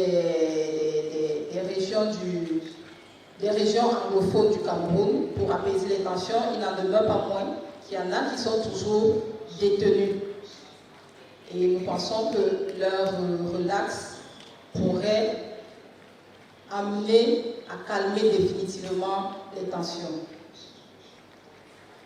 Nous notons également une recrudescence de la violence. Il y a quelques jours, une gardienne de prison a été violemment assassinée puis décapitée. Elle s'appelait Florence Ayafort. Elle a été violemment assassinée et décapitée dans une des villes anglophones. En plus de ça, nous constatons qu'il y a des milliers de pertes en vies humaines, tant au milieu des civils, au milieu des militaires, des autorités traditionnelles, religieuses, administratives. Il y a aussi, nous avons constaté l'enrôlement des enfants, qui viennent des soldats. Il y a les viols sur les mineurs, les viols sur les femmes, les viols sur les enfants. Et en plus, il y a des déplacés internes. Les habitants des régions du nord-ouest et du sud-ouest se réfugient vers les autres régions du Cameroun pour fuir le degré maximal de violence qui y règne. Il y a également la destruction, nous avons également constaté la destruction des structures hospitalières, la destruction des écoles également. Au Cameroun aujourd'hui, nous avons plus de 4400 écoles qui ont fermé. Il y a plus de 609 000 élèves qui sont non scolarisés. Il y a plus de 160 établissements scolaires qui ont été incendiés. Plus de 74 écoles détruites. Et au moins 300 élèves et enseignants kidnappés. Donc vous comprenez que l'éducation en ce moment au Cameroun est en péril dans ces régions. Sur le plan économique, les dégâts sont inestimables. Dans les régions du nord-ouest et du sud-ouest du Cameroun aujourd'hui, les principaux commerces sont fermés, les gens sont au chômage, les petits artisans et commerçants sont quittés des régions. Et en plus de cela, il y a la restriction des libertés individuelles. Parce qu'il y a des périodes où il y a le couvre-feu. À cela s'ajoutent des dégâts sur le plan social. Et ces dégâts sur le plan social les victimes sont surtout les femmes, parce qu'il y a une recrudescence de la prostitution. Et aussi au milieu jeune, avec le grand banditisme. À côté de ce qui précède, donc, les organisations de la société civile camerounaise, se réjouissant de ce que le chef de l'État camerounais ait pris en compte le dialogue national et a décidé de résoudre la crise anglophone, sans oublier la crise électorale, la crise électorale qui a eu lieu après l'élection présidentielle, et sans oublier le fait que tout ceci soit causé par une certaine mauvaise gouvernance, par la corruption. Et aussi, constatons au Cameroun aujourd'hui qu'il y a une certaine montée du repli identitaire. Le repli identitaire qui est très flagrant au Cameroun de nos jours et qui est de nature, qui engendre le tribalisme. Et le tribalisme, nous avons peur au Cameroun que le Rwanda se déborde chez nous. Nous avons peur d'un génocide au Cameroun. C'est pourquoi nous sollicitons, nous pensons que la Commission africaine des droits de l'homme, la Commission africaine des droits de l'homme et des peuples, se doit d'encourager et d'accompagner le gouvernement du Cameroun à la mise en place d'un cadre propice pour qu'il y ait un cessez-le-feu définitif, un dépôt des armes définitif dans les régions du nord-ouest et du sud-ouest. Parce que les principales attentes du dialogue national sont le cessez-le-feu, le dépôt des armes, mais surtout qu'il y ait une suite du dialogue. Parce que le dialogue national que nous avons fait, depuis lors, nous ne savons pas ce qu'il en découle. Il y a un rapport qui a été fait, mais le Camerounais lambda ne sait pas à quoi lui a servi une semaine de dialogue national. Donc, nous souhaitons que la Commission africaine des droits de l'homme puisse amener le gouvernement camerounais à vraiment faire suivre ce dialogue, à vérifier que ce qui a été proposé au cours de ce dialogue soit effectivement appliqué. Nous demandons également que la Commission africaine des droits de l'homme demande au gouvernement camerounais de respecter les droits et libertés fondamentales du peuple camerounais, et afin que le Cameroun puisse retrouver la paix et un environnement propice aux affaires. Merci.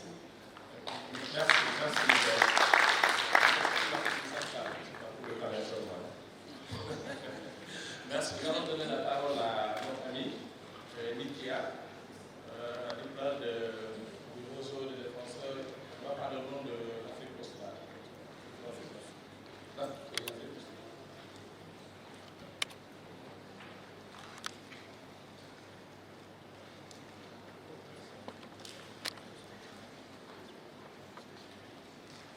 Good afternoon.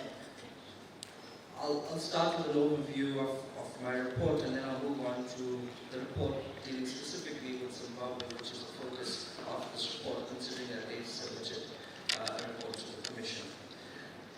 In regards to the AU theme for 2019, we see that a third of the world's displaced persons come from Africa itself, with 6.3 million refugees and asylum seekers and 14.5 million internally displaced people coming from Africa. The search for economic opportunity has brought about greater movements in the continent and abroad, and has seen the increase in the infamous and traumatic journey through the Mediterranean Sea. This has had a deep psychological impact on refugees and migrants and is regression of the continental development. In the southern African region, the free movement of people is a pillar of the SADC Treaty, which encourages leaders to prioritize issues to accelerate economic growth and development. However, the SADC Protocol on freedom of movement stands against regional and sub-regional integration and unity. This is because the word freedom in the protocol was changed to the word facilitation of movement. The effect of that is that there's been a drastic impact on the way refugees and asylum seekers are treated in the SADC region. In Botswana, we see recently the forced repatriation of over 800 Namibian refugees back to Namibia without any consultation or discussions between the governments as well as with the refugees themselves. This is in direct contravention of the AU Convention. While I have the floor, on behalf of all South Africans, I would like to apologize to you, my brothers and sisters of Africa, for the recent xenophobic attacks committed against fellow Africans. I am sorry. While South Africa battles to deal with this issue of xenophobia, we've seen that in the recent past there's been exacerbated attacks on foreign nationals in Johannesburg, in Marabastad, Pretoria, and in Durban, to name a few. We've seen the looting of shops, the theft of merchandise, the malicious damage of property, and the loss of life. Although the South African president has condemned these attacks and has said that they're not acceptable, there's still a debate that's going on in whether it's xenophobia or criminality. More time has been spent on the debate of what it is called rather than the effect it has and the steps that need to be taken to address the issue. This is a systematic problem in South Africa, which doesn't come up every 50 years, but seems to spring up every 2 to 3 years. It's basically a ticking time bomb, and the issue is not being addressed by the South African government. Since 2008, the Commission has been seized with this issue of xenophobia, and the Commission has taken steps to address this.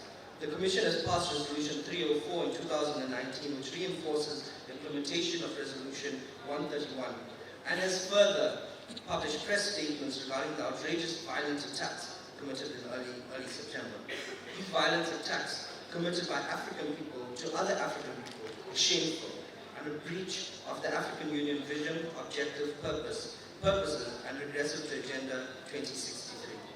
The acts of retaliation outplayed in other parts of the continent manifested in the looting, breaking, and damages of South African shops and businesses in Nigeria and Zambia, to name a few places, further exacerbate the hatred and divide us as African people. There are several human rights mechanisms adopted to address these kind of issues, but there's a lack of political will to implement these sorts of mechanisms. Therefore, no change is occurring. The state of human rights and democracy in the Southern African region. The constitutional frameworks of most member states enshrines international and regional human rights principles, including economic, cultural, social, and political rights. The SADC Treaty and protocols enshrine progressive provisions. However, there is no mechanism for citizen engagement with leaders in order for citizens to voice their own concerns. We see that happening at the recent SADC meeting, where leaders discuss their issues, but people are left out. The recent SADC summit held in Tanzania was an example of deep hostility by leaders against its own people. This is evidence in the harassment by human rights defenders and civil society organizations that were attending the event, as well as the harassment further felt by these human rights defenders at an NGO meeting that was set up to commemorate and show solidarity with the Marikana massacre in South Africa. A new protocol has been established by the SADC Tribunal to address this issue of which is rather called the Interstate Forum. And this shows less commitment to human rights, as this means that now, instead of individuals bringing cases before the SADC Tribunal, this matter will be now left to states. Individuals no longer have the right to approach the tribunal directly, and states who will hardly ever take action against each other are left as the guardians of human rights in the SADC region. We also see another case of this, and a clear classic example is the Minister of Finance in Mozambique, who has been arrested in South Africa, who stole funds from the Mozambican project that was meant for the poor, that was funded by the US. In 2019, the SADC concluded an extradition treaty to deal with such issues. But whether these criminals will ever face such justice in their home countries is something to be debated. Governance and civic space. We see that during election periods in the SADC region, the heat on civil society is picked up. In the 2019 Malawi elections, there was extreme criticism for the election manipulation. The chairperson of the Coalition of Human Rights Defenders has been subject to life threats for calling for the removal of the chairperson of the Malawi Commission. Further, there has been an NGO bill pushed in Parliament that will bring about restrictive means to limit independent functioning and voices of human rights defenders. Should this bill be passed, NGOs will be strictly regulated to the extreme that government officials will sit on the boards of NGOs and will control their mandates to a certain degree. In South Africa, we have a constitutional court case that has been unanimous in terms of its effect on protecting protests and gatherings. In Zambia, we have also seen an outcry against the intention of the ruling party to amend the constitution, which will result in the country being run with impunity. There will be very little respect towards judiciary, civil society, and human rights defenders. There has been a call to protect human rights defenders and uphold and localize the UN General Assembly Resolution, ARES 53144. Presently, public order laws, NGO laws, regulation of journalism, and online spaces are being used as a legal or policy measure which SADC countries are using to restrict and decline the civic space. Mozambique is a classic example where journalists face severe threat at the current time during the 2019 October presidential elections. As we sit here today, there are colleagues in Mozambique who are under severe threat due to this process. We see further issues arising in Angola. Although there has been changes in Angola with the new president and there's been development in rural parts of Angola, we still see human rights defenders being attacked. see in February 2019, security forces arrested 62 people, including activists from the independent movement of Cabinda, the rural areas of Angola. Zimbabwe. While Zimbabwe might have had a regime change, we still see that their human rights situation continues to deteriorate. State institutions have been further militarized and the crisis in the country increases. The government has submitted a state periodic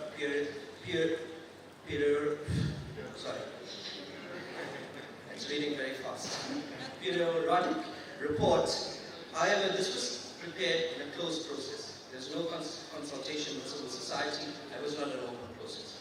Further, they have not complied with the African Commission protocols in the timelines to submit that report. Therefore, it made it very difficult for civil society to submit a shadow report because of the shortened time space allowed for that. Human rights are deteriorating in this space. Zimbabwe has seen an abnormally high rate of inflation.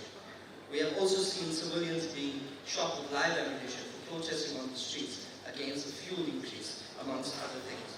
We have seen 150% increase in the fuel price, and we've also seen the attempted internet shutdown earlier this year. We know that anarchy and mayhem has continued to be the order of the day, and atrocities are committed on citizens as if it is something that is accepted. The list of forced disappearances is increasing, and the reported abduction of Dr. Peter Magombeyi by unknown assailants on Sunday, 14 September 2019 is a further outcry on Zimbabwe and the region. He was severely beaten. Zimbabwe is notorious for abductions, detention, and torture of human rights defenders and general citizens. The abduction of human rights defenders, Itia Damzari, has remained an unresolved mystery despite investigations called by the human rights defenders. Independence of the judiciary. The SADC introduced a new protocol to create an infra-state forum to deny citizens access to justice. South Africa's constitutional court has made a ruling that South Africa will have to withdraw from this protocol, and that was implemented recently at the SADC meeting in Tanzania. It is extremely difficult to function within SADC, for a judiciary to function within SADC without fear or favor due to the political influence. There is no respect for judicial services commissions which recommend lists of candidates that presidents would appoint. We have seen in Botswana that then President Kagame refused to appoint those suggested by the Law Society, and he had to be challenged. The same happens in the Democratic Republic of Congo on a regular basis. In regards to LGBTI rights, we've seen progress being made, particularly in Botswana, where judgments have been made to change the system of LGBT rights. The same has happened in Angola, where there's been an adoption of a new penal code in January 2019, which has seen the registration of the first LGBTI organization in the country. Lastly, on Mauritius. Mauritius has had a legal framework on Equal Opportunities Act which prohibits discrimination on the ground of sex. However, there are anti-sodomy laws in place which still affect the country. Although 12 years later, the Law Commission has recommended that the laws be appealed, nothing has happened. Lastly, on the freedom of expression and the shutdown of the internet, 50% of the world population uses the internet. In most instances, states have abused this rights, and recently in Zimbabwe we saw an issue to shut down the internet. That was only overturned on a technical basis that the wrong minister issued that instruction. Had that not been the case, Zimbabwe would have been without internet for a prolonged period.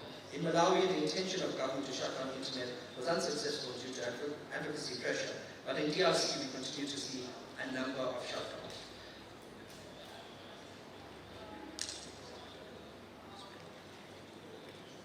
Our recommendation, number one, the OAU, the AU Convention on Refugees, the 50th anniversary, reporting guidelines and general comment to assist state parties to implement and accelerate AU free movement and Agenda 2016, as well as ratification of the Kampala protocols on IDPs, to find sustainable solution to end xenophobia, discrimination, inequality, and related intolerance, and call South Africa to implement Resolution 131 and 304. Number three, to implement SADC freedom of movement of people. Number four, repeal, amend of restrictive laws that build civic space and an enabling environment for association to function without fear, interference with their government structures, programs, policies, and funding models. Number five, to adopt the adoption of laws that support civic space human rights defenders, and media. Number 6, to promote and protect the independence of the judiciary and withdraw from the New Static Tribunal Protocol. Number 7, to end reprisals and persecution of civil society organizations, human rights defenders, and dissenting voices by implementation of the African Charter on Human and People's Rights. Lastly, to provide internet and internet security in the SADC region. I thank you.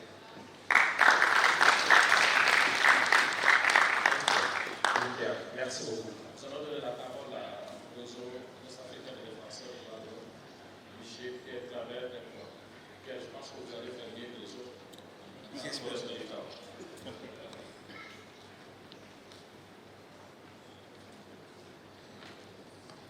Merci. Madame la Présidente de la Commission africaine des droits de l'homme et des peuples, elle n'est pas là. J'ai eu Mesdames et Messieurs les commissaires qui sont là, chers collègues défenseurs des droits humains, permettez-nous de ne pas entrer dans un protocole détaillé compte tenu du temps. Le réseau ouest africain des défenseurs des droits humains est heureux de pouvoir prendre la parole ici pour procéder à une présentation de la situation des droits de l'homme et des défenseurs des droits de l'homme dans sa zone de couverture. Permettez-nous, malgré la situation particulièrement difficile dans la sous-région ouest-africaine, de relever tout de même quelques avancées dans la promotion et la protection des droits de l'homme et des droits des défenseurs des droits de l'homme. Le réseau ouest-africain des défenseurs des droits humains se réjouit de la libération le 16 octobre, hier donc, de l'activiste Folis Sativi par l'État du Togo.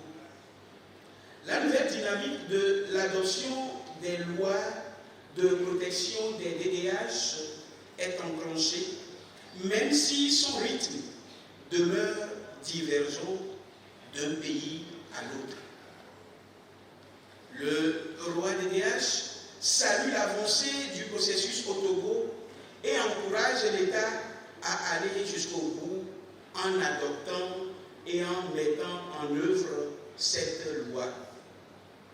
Nous saluons l'abrogation par l'État de Sierra Leone de la loi sur la diffamation criminelle et séditieuse. Cette loi qui avait été adoptée en 1965 pour supprimer clairement la liberté de la presse. Au Mali et au Burkina Faso, des manifestations pacifiques ont eu lieu pour dénoncer ce qui est appelé présence de troupes impérialistes. Nous nous réjouissons de la libération du blogueur Mohamed Ould Cheikh Nkadir, même si le réseau déplore une détention abusive et arbitraire vis-à-vis d'un blogueur qui n'a fait que son travail. On note dans la sous-région une tendance des États à collaborer avec les défenseurs des droits de l'homme, même si cette collaboration intervient parfois dans le but de rendre crédible certaines actions de l'État vis-à-vis des partenaires internationaux. Le 31 mai 2019, la famille des défenseurs des droits de l'homme d'Afrique de l'Ouest est visée par un horrible assassinat. En effet, Cissé Fadou et Balima Ama, tous membres actifs de l'Organisation démocratique de la jeunesse du Burkina Faso, ODJ, ont été froidement assassinés alors qu'ils partaient répondre à une convocation du haut-commissaire du Yada, une province de la région du Sahel. Alors que les défenseurs attendent de comprendre la raison d'être de cette atteinte à la vie.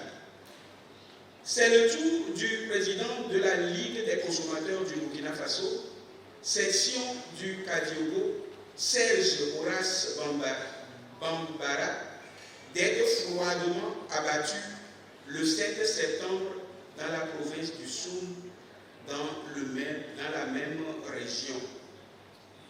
Cette situation qui s'est produite en l'espace de quelques mois marque une fois encore la vulnérabilité des professionnels des droits de l'homme dans un contexte sécuritaire inquiétant. Le terrorisme hante toujours le quotidien des personnes vivant sur le sol du Burkina Faso, apportant chaque jour son lot de morts. Un traumatisme national commence par prendre place dans le pays parce que les populations, particulièrement dans le nord du pays, sont souvent prises en étau entre les attaques djihadistes et les actions antiterroristes de l'État qui, face au péril djihadiste, fait fi de l'approche basée sur les droits de l'homme. Des cas d'exécution sommaire ont été enregistrés parmi les populations peuples. Plusieurs pays de la sous-région se préparent pour des élections en 2020. En exemple, nous citerons le Togo, la Guinée, la Côte d'Ivoire pour les présidentielles, le Niger pour les municipales, le Ghana pour les présidentielles et les législatives. Dans tous ces pays, les tensions sont déjà perceptibles. Le droit à la liberté de manifestation pacifique, ce droit carrefour de tous les autres droits, est mis à rude épreuve. Nous nous demandons qu'est-ce qu'un état de droit sans la jouissance par toutes les personnes vivant sur le territoire de tous les droits sans restriction aucune. Si au Togo, où la population a connu des répressions de manifestations pacifiques, tout rassemblement des militants du Parti national panafricain PNP, même au siège du parti, est désormais dispersé par les forces de l'ordre et de sécurité. La tension qui sévit en ce moment en Guinée doit aussi nous inquiéter tous. Le seul fait d'inviter leurs citoyens à une manifestation pacifique qui devait se tenir le 14 octobre dernier pour dire non à un troisième mandat du chef de l'État guinéen a été suffisant pour que Abdourahmane Sano, Sekou Koundouno, Ibrahima Diallo, Abdoulaye Oumousso, Mamadou Bailo Bari, Mamadou Sano, Alpha Souma, Dibil de Sal, Cheikh Sako Badara Kone, Touré, Ousmane Mouria Kaba, Ousmane Kamara et Eli Kamano soient arrêtés. Le jour de la manifestation, au moins 7 atteintes à la vie ont été enregistrées, de même que plusieurs blessés. Le parquet a également annoncé 29 arrestations, dont 6 femmes. Le spectacle de bain de sang gratuit offert au peuple de Guinée-Conakry aurait pu être remplacé par des manifestations pacifiques démonstratives du respect de la démocratie et des droits de l'homme. Oui, en effet, de nouveaux blessés, de nouvelles atteintes à la vie, alors même que le peuple de Guinée attend d'obtenir des réponses au massacre du 28 septembre 2009. L'impunité se généralise dans la sous-région et devient inquiétante. Des citoyens traditionnellement affectés à servir les populations se retournent contre elles impunément.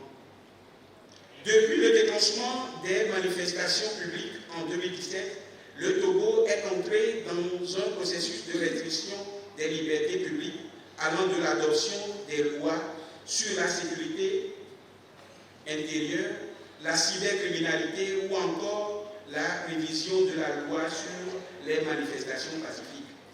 À propos de la nouvelle loi sur les manifestations au Togo, bien qu'elle soit dénoncée par les défenseurs des droits de l'homme et par 4 rapporteurs spéciaux des Nations Unies pour son caractère liberticide et rétrograde, le ministre de la Fonction publique, du Travail et de la Réforme administrative a soutenu au cours de ce mois d'octobre que cette loi ne subirait aucune modification.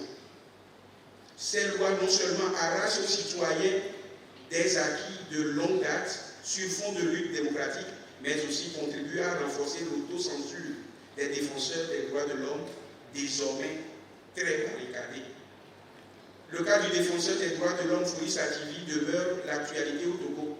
Sa comparution devant la justice de son pays s'est faite sous haute surveillance policière, confortée par des atteintes graves au caractère public des audiences, pourtant reconnues par la loi. Le défenseur a été condamné en ce mois d'octobre à 28 mois de prison, même si des 28 mois avaient été consacrés au sursis. Il demeurait une condamnation.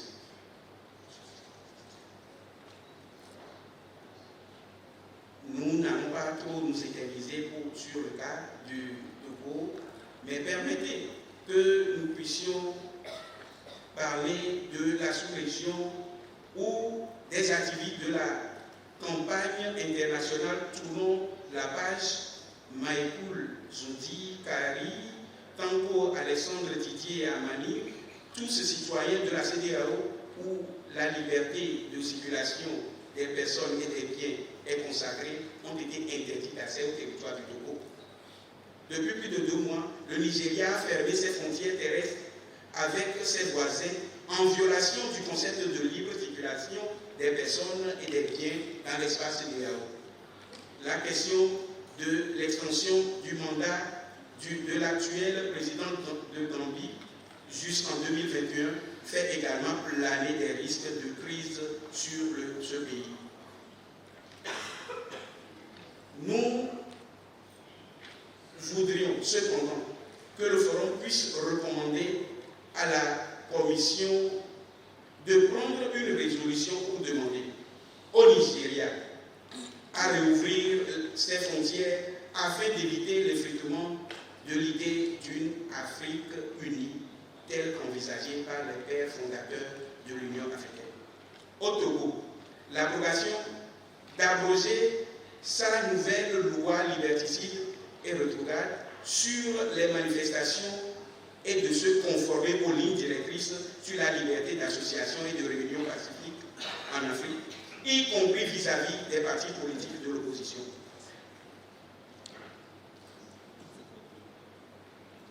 Il y a les recommandations que nous proposons au niveau du Togo et de la Guinée pour terminer. Voilà, le document sera introduit pour que, même si je n'ai pas eu aussi de temps comme les autres, je m'arrête là. Excusez-nous, Pierre.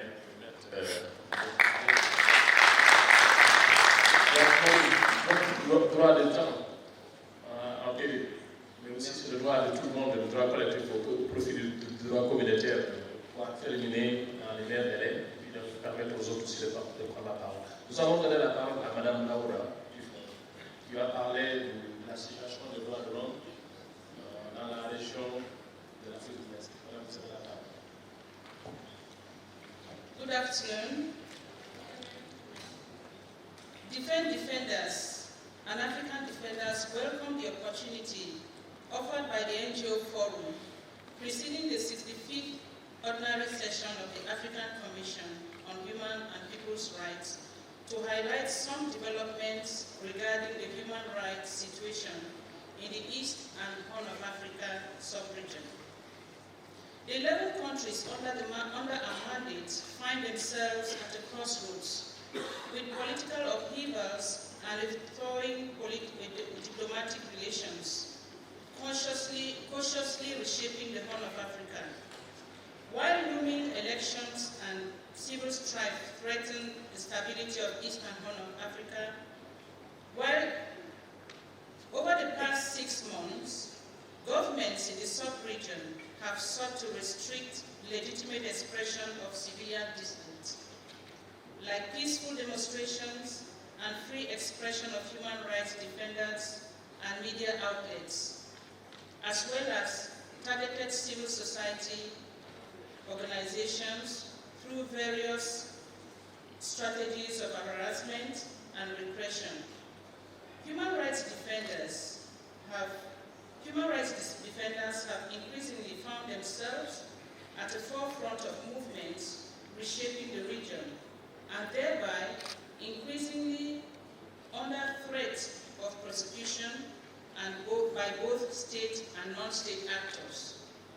Less than a year of Burundi's contentious 2020 elections, the United Nations Commission of Inquiry in September highlighted the climate of fear and intimidation in the country, with state agents and militias committing serious human rights violations against civilians, along with serious limitations on freedom of expression and association. Civil society in the country has been largely eradicated or exiled, and many of those opposing the re-election of the current president have been subjected to harassment and enforced disappearances. In Djibouti and Eritrea continue to be ruled by two of the most repressive governments in the sub-region, with little to no independent human rights defenders operating freely in the countries.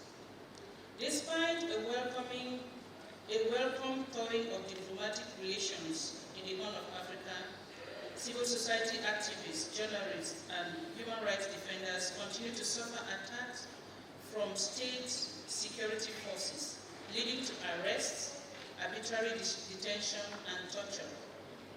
Despite progressive human rights developments in Ethiopia, the country faces increased uncertainty with rising ethnic tensions, security breakdowns, and a highly publicized regional coup attempt only a year after a new prime minister promised radical reforms in a country beset by years of demonstrations and frustrations.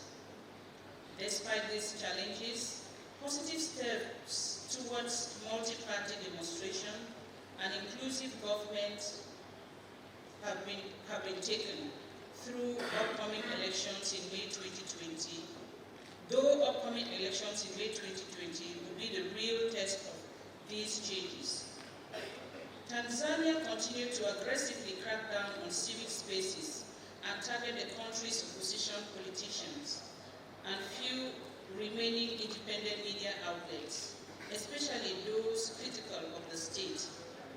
Restrictions on opposition politicians have also increased in Uganda, with critics increasingly stifled as the government concurrently grapples with allegations of torture against suspects of high-profile extrajudicial killings.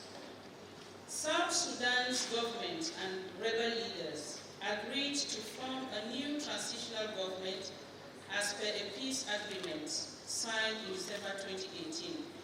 But observers remain only cautiously optimistic and amidst sporadic violations of the ceasefire and continued human rights abuses throughout the country, with little chance of real accountability through a mandated hybrid court which has failed to materialize.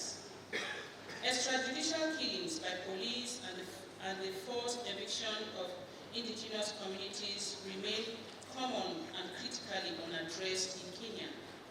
While a High Court decision to uphold colonial-era legislation criminalizing same-sex relations in May was a major blow to human rights activists, considerable progress in establishing conditions for enjoyment of human rights has been made in Somalia. Major challenges remain, including terror attacks, insecurity, human rights violations, poverty, and interclan conflicts, which prevent the proper flourishing of human rights organizations. In September, the United Nations Independent Expert on the situation of human rights in Somalia urged the international community to support the country in establishing lasting peace and reconciliation. Despite the government's touting of universal periodic review record, the space for dissent in Rwanda remains critically low, with continued accusations of harassment and murder of political opponents leveled against the state, both at home and abroad. After months of protests led to the ouster of Sudan's long-time dictator, the military and the civilian council agreed on a transition period with the ultimate aim of full civilian rule. However, serious questions remain regarding accountability for crimes committed during the previous regime and the massacre of more than 100 civilians during the demonstrations.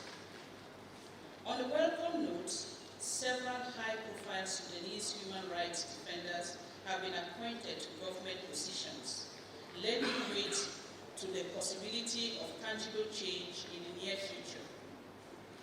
These developments, both positive and negative, find the Eastern Horn of Africa in the midst of a paradigm shift, with several draconian regimes being gradually replaced by new political movements led by women, youth, and other previously marginalized groups.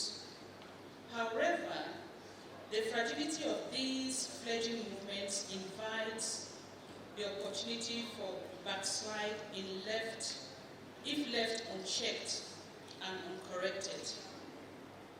It is therefore the duty of human rights defenders to help guide these forces of change, to avoid the mistake of the past, and help usher in a future where the rights of every human being are not only acknowledged, but fully respected.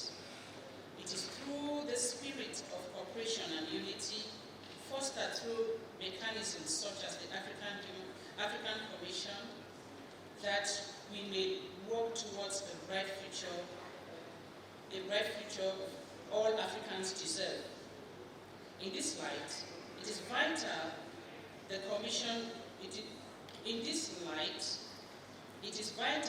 Commission remains a strong, proactive, impartial, and transparent actor capable of independently urging states to respect their obligations under the African Charter on Human and People's Rights. Thank you. Merci beaucoup, Madame Laura. Nous allons sans tarder ouvrir la parole à ceux qui voudraient la prendre, mais compte tenu du temps très limité, il faudrait faire violence ce soir pour permettre à la session suivante de se mettre en place. Nous allons ici prendre, je reconnais Madame Sonia, ici, monsieur, attendez. Vous Constant, Admis. Ok, Madame Sonia.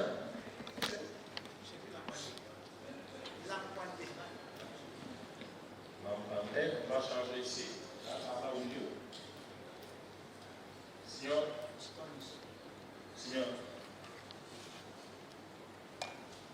Anacleto Micha, de la Guinea Ecuatorial.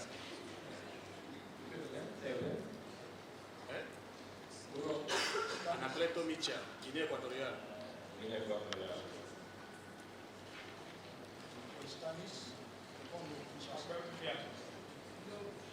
Alberto Fiat. Alberto. Carla. Madame.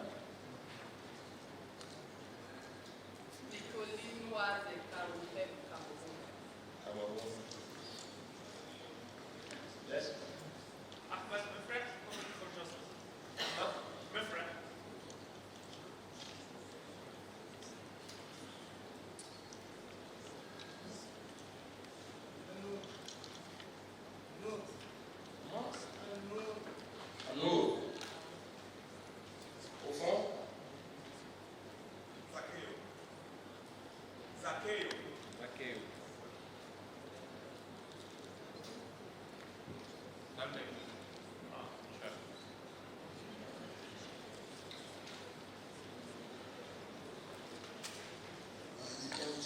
Ethiopia. Okay, that is it.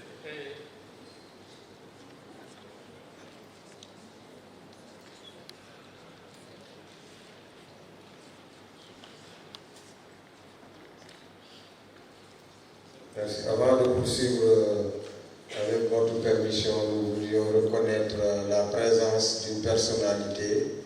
Il s'agit de M. Calista Aristide Barry, qui est parmi nous, que même les anciens du forum reconnaissent pour avoir été présent dans le passé, qui est chef de division du département gouvernance, démocratie, gouvernance et élection à l'Union africaine. Donc, un round d'applaudissements pour M. Barry. Avant de continuer. La gouvernance politique. Nous venons, la Mauritanie vient de sortir des élections qui sont loin d'être transparentes. Vous savez, comme l'a dit le représentant de l'Afrique de l'Ouest, il y a une centaine de personnes qui ont été détenues parce qu'ils ont procédé pour les résultats qui n'étaient pas des résultats de suffrage des Mauritaniens. Nous avons dit non aux militaires et malheureusement, la CENI, qui est la commission indépendante des élections, ils ont volé pour donner le suffrage de 50% à ce militaire que nous n'avons pas du tout donné nos voix. Et c'est pour cela qu'il y a jusqu'à présent des détenus en Mauritanie. À l'occurrence, actuellement à l'Uxaïba, il y a 9 détenus qui sont en grève de faim, qui vont mourir dans quelques jours parce qu'ils ont dit non à ces élections qui étaient très loin d'être transparentes. Et vous savez, et pour ceux qui ne connaissent pas, que la Mauritanie est un pays raciste, esclavagiste, et c'est un pays, non seulement il y a la corruption, mais il n'y a pas les droits de l'homme. Nous, les défenseurs de droits, nous sommes regardés avec un mauvais œil. Nous sommes coincés partout, et nous n'avons aucun mot à dire là-bas. Il n'y a pas la liberté d'expression.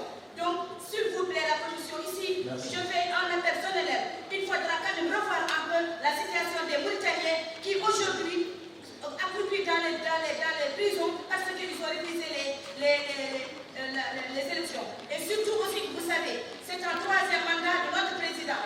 Le régime sortant a fait 10 ans et ce président, c'est son ami intime qu'il a mis là-bas. Tous les Mauritaniens n'ont pas voté pour lui. Donc, merci beaucoup.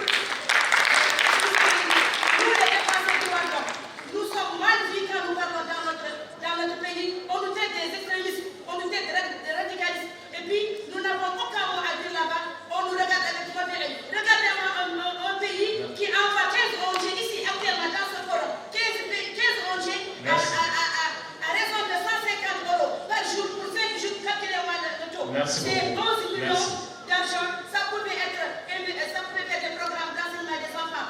Vous savez, la Mauritanie, il y a 70% d'analphabètes. Ça pouvait être investi dans la santé. Les Mauritaniens meurent de faim. Et bientôt, vous allez savoir que la Mauritanie sera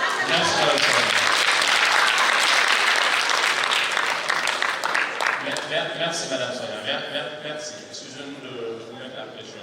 Michel Laporte, c'est quand même le deuxième sorti. Je ne prononce pas son nom. Oui, allez-y. Bonjour à tous. Je me nomme François Rodrigue Abris, je suis centrafricain, je viens de la République Centrafrique et je représente la coalition des droits de l'enfant qui travaille dans la région Afrique centrale. Mes observations viennent directement à madame qui représente le réseau qui travaille sur le droit de l'homme en Afrique centrale. Et elle a eu à énumérer certaines données qui est vraiment spécifique au Cameroun. Alors, pendant ce genre de session, personnellement, je souhaiterais beaucoup écouter aussi parler des droits des enfants et des droits de l'homme qui touchent la République centrafricaine. Tout le monde a écouté parler des crises que nous traversons et nous continuons à traverser en ce moment. Le réseau devait élargir un peu son champ d'activité afin de couvrir le maximum. Je ne peux pas dire tout de manière holistique, mais donner quand même des données désagrégées pour toucher certains pays, par exemple la Centrafrique. Comme ça, nous aurons l'œil et voir comment on peut agir dans ce sens. Et regardons un peu sur la migration. Si on voit la migration qui touche les enfants par rapport au conflit, il n'y a pas de données qui donnent à peu près la mobilité de ces enfants. Donc, il est important maintenant au réseau de développer un peu le résultat de travail avec certains réseaux qui existent déjà dans cette région, afin d'avoir des données et de pouvoir sortir un peu ce qui est caché sous l'eau. Merci beaucoup. Voilà ce que j'ai eu à intervenir par rapport à ce point. Merci pour la présentation. Et puis le temps record, vous avez pris pour dire ce que vous avez pensé. Merci bien. Je suis Ivani Lampadi du Burkina Faso. Je voulais juste compléter ce que ce dépôt a dit par rapport à l'Afrique de l'Ouest, notamment le Burkina Faso. Il faut dire que le fait d'avoir dit que le fait que les manifestations ont eu lieu est une avancée, ce n'est pas très juste pour le Burkina Faso. Parce que c'est un recul que nous sommes en train d'observer depuis un certain temps, parce que le gouvernement, contrairement à la loi, commence même à interdire des manifestations publiques sur la voie. Ensuite, je voudrais aussi noter que les deux camarades qui ont été assassinés dans le Yaga, jusqu'à présent, ils n'ont pas été enterrés parce que l'organisation que nous sommes, nous avions demandé une autopsie des corps dans le sens de chercher plus la vérité, à savoir de qui ils ont été morts, mais bon, ils ont été tués, mais jusqu'à présent, les corps attendent la Ouaga et l'autopsie n'a pas encore été réalisée. L'autre chose, c'est que de plus en plus, je crois que c'est bien de le dire, la situation des droits de l'homme au Burkina Faso est en train de se détériorer et gravement.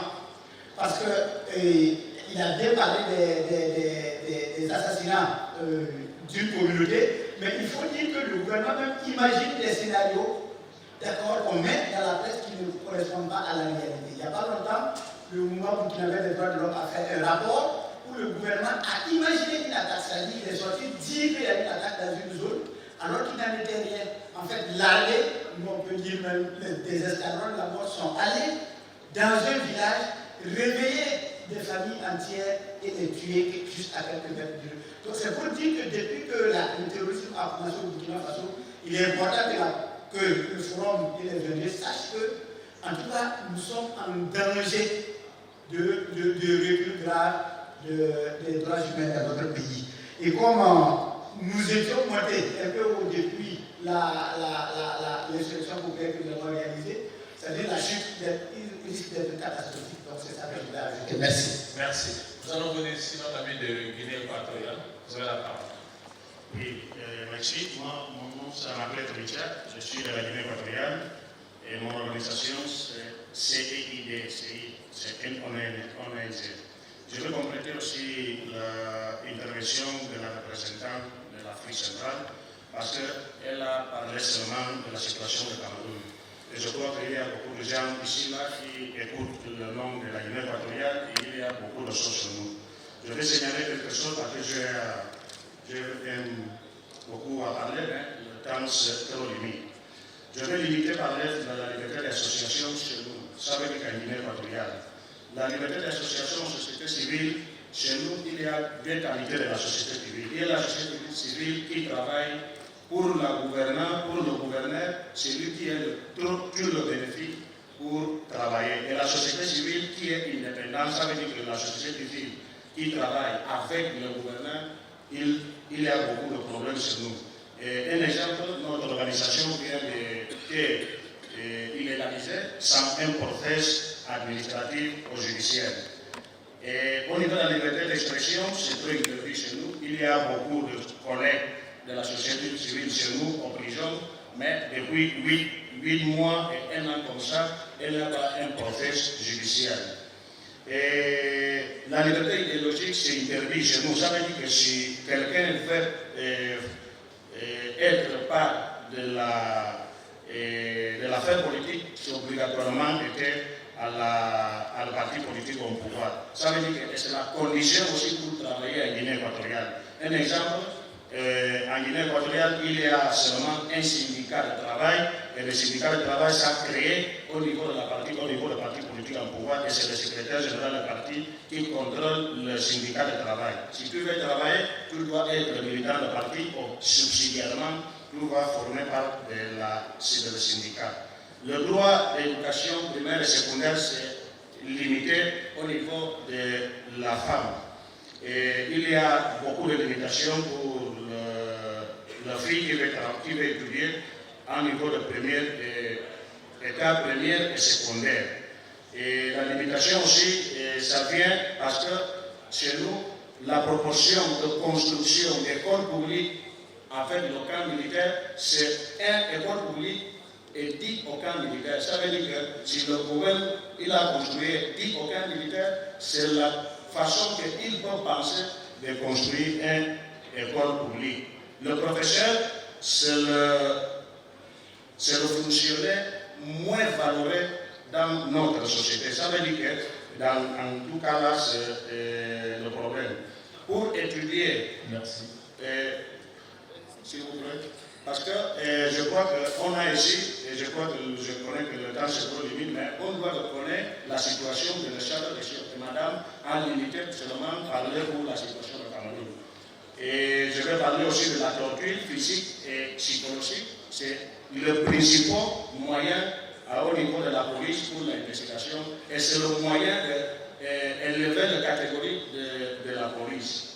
Et la peine de mort s'active normalement chez nous, mais ce n'est pas la façon de la manière normale. Ça veut dire que judiciairement, il n'y a pas la peine de mort, mais l'État, il y a quelques méthodes de faire les gens mourir. Il y a la torture, il y a beaucoup de gens qui meurent à la police. Pour la torture, l'État laisse, quand il tue en prison, il ne peut pas t'amener à l'hôpital et c'est une façon de faire mourir aux gens aussi. Et au niveau de la justice, il y a beaucoup d'impunité et c'est le chef d'État qui nomme et qui enlève le juge et magistrat. C'est le chef d'État qui est le premier magistrat, c'est le président du chef d'État qui est le président du Conseil supérieur des pouvoirs judiciaires. Ça veut dire qu'on n'a pas de pouvoir judiciaire indépendant. Et pour contrôler les avocats, c'est son beau-frère qui est le président de l'unique association des avocats qui est chez nous. Merci. Merci beaucoup. Vous pouvez prendre la parole, s'il vous plaît. Vous voulez être bref, s'il vous plaît. Ok. Bonsoir à tous, proveniente de Angola, representante da ONG ACDHRS, Associação de Juventude Unida para o Desenvolvimento Sociocultural. Relativamente à questão de democracia ou de direitos humanos, eu julgava que Angola era dos piores da situação, mas aqui os dados indicam que é a África no total. Quanto a isso, o representante de Angola fez referência da situação simplesmente dos jornalistas presos em Cabinda, mas eu gostava que ele tivesse também em consideração a situação de senhor preso, que é o José Adelino Calpeteca, da Igreja Luz do Mundo, que ele foi preso numa fase em que Angola estava a realizar as eleições, 2017, e também é um facto que deve ser considerado.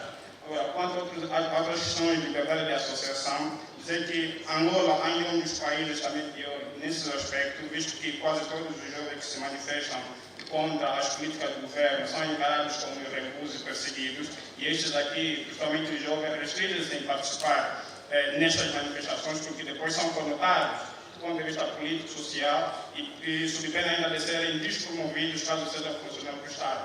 Então, essa situação faz os jovens, muitas das vezes, não manifestarem-se nem expressar-se livremente, porque têm medo de serem desempregados, ou então não serem promovidos nos seus serviços, ou então não serem aceitos em uma instituição do governo por serem considerados como revolucionários.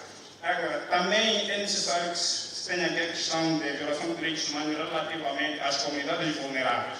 Principalmente quando o plano província em que reside tem, até os estudos feitos em 2012, 32 comunidades dos Conhãs. Sabe-se que os Conhãs é um povo que é nômade, não tem uma residência fixa e vivem recolher frutos. E Angola, nesse momento, encontra-se numa fase de seca, especialmente aquela região do sul, é que este povo passa muito mal, não tem quase alimento nenhum, mas são situações em que o governo deverá muito bem controlar, no sentido de criar políticas sustentáveis para essa juventude, já que existe a lei de proteção social de base, que é uma lei virada para apoio das comunidades vulneráveis. Como consequência, esse povo hoje vive, parte desse povo começa a recolher alguns tubérculos que nascem à margem do rio, não se sabe qual é o nome, e simplesmente para sobreviverem da fome. E depois a caça lá está difícil, não existem animais, em função da seca não há árvores frutíferas a gerarem frutos, e este povo está a morrer quase de fome. Então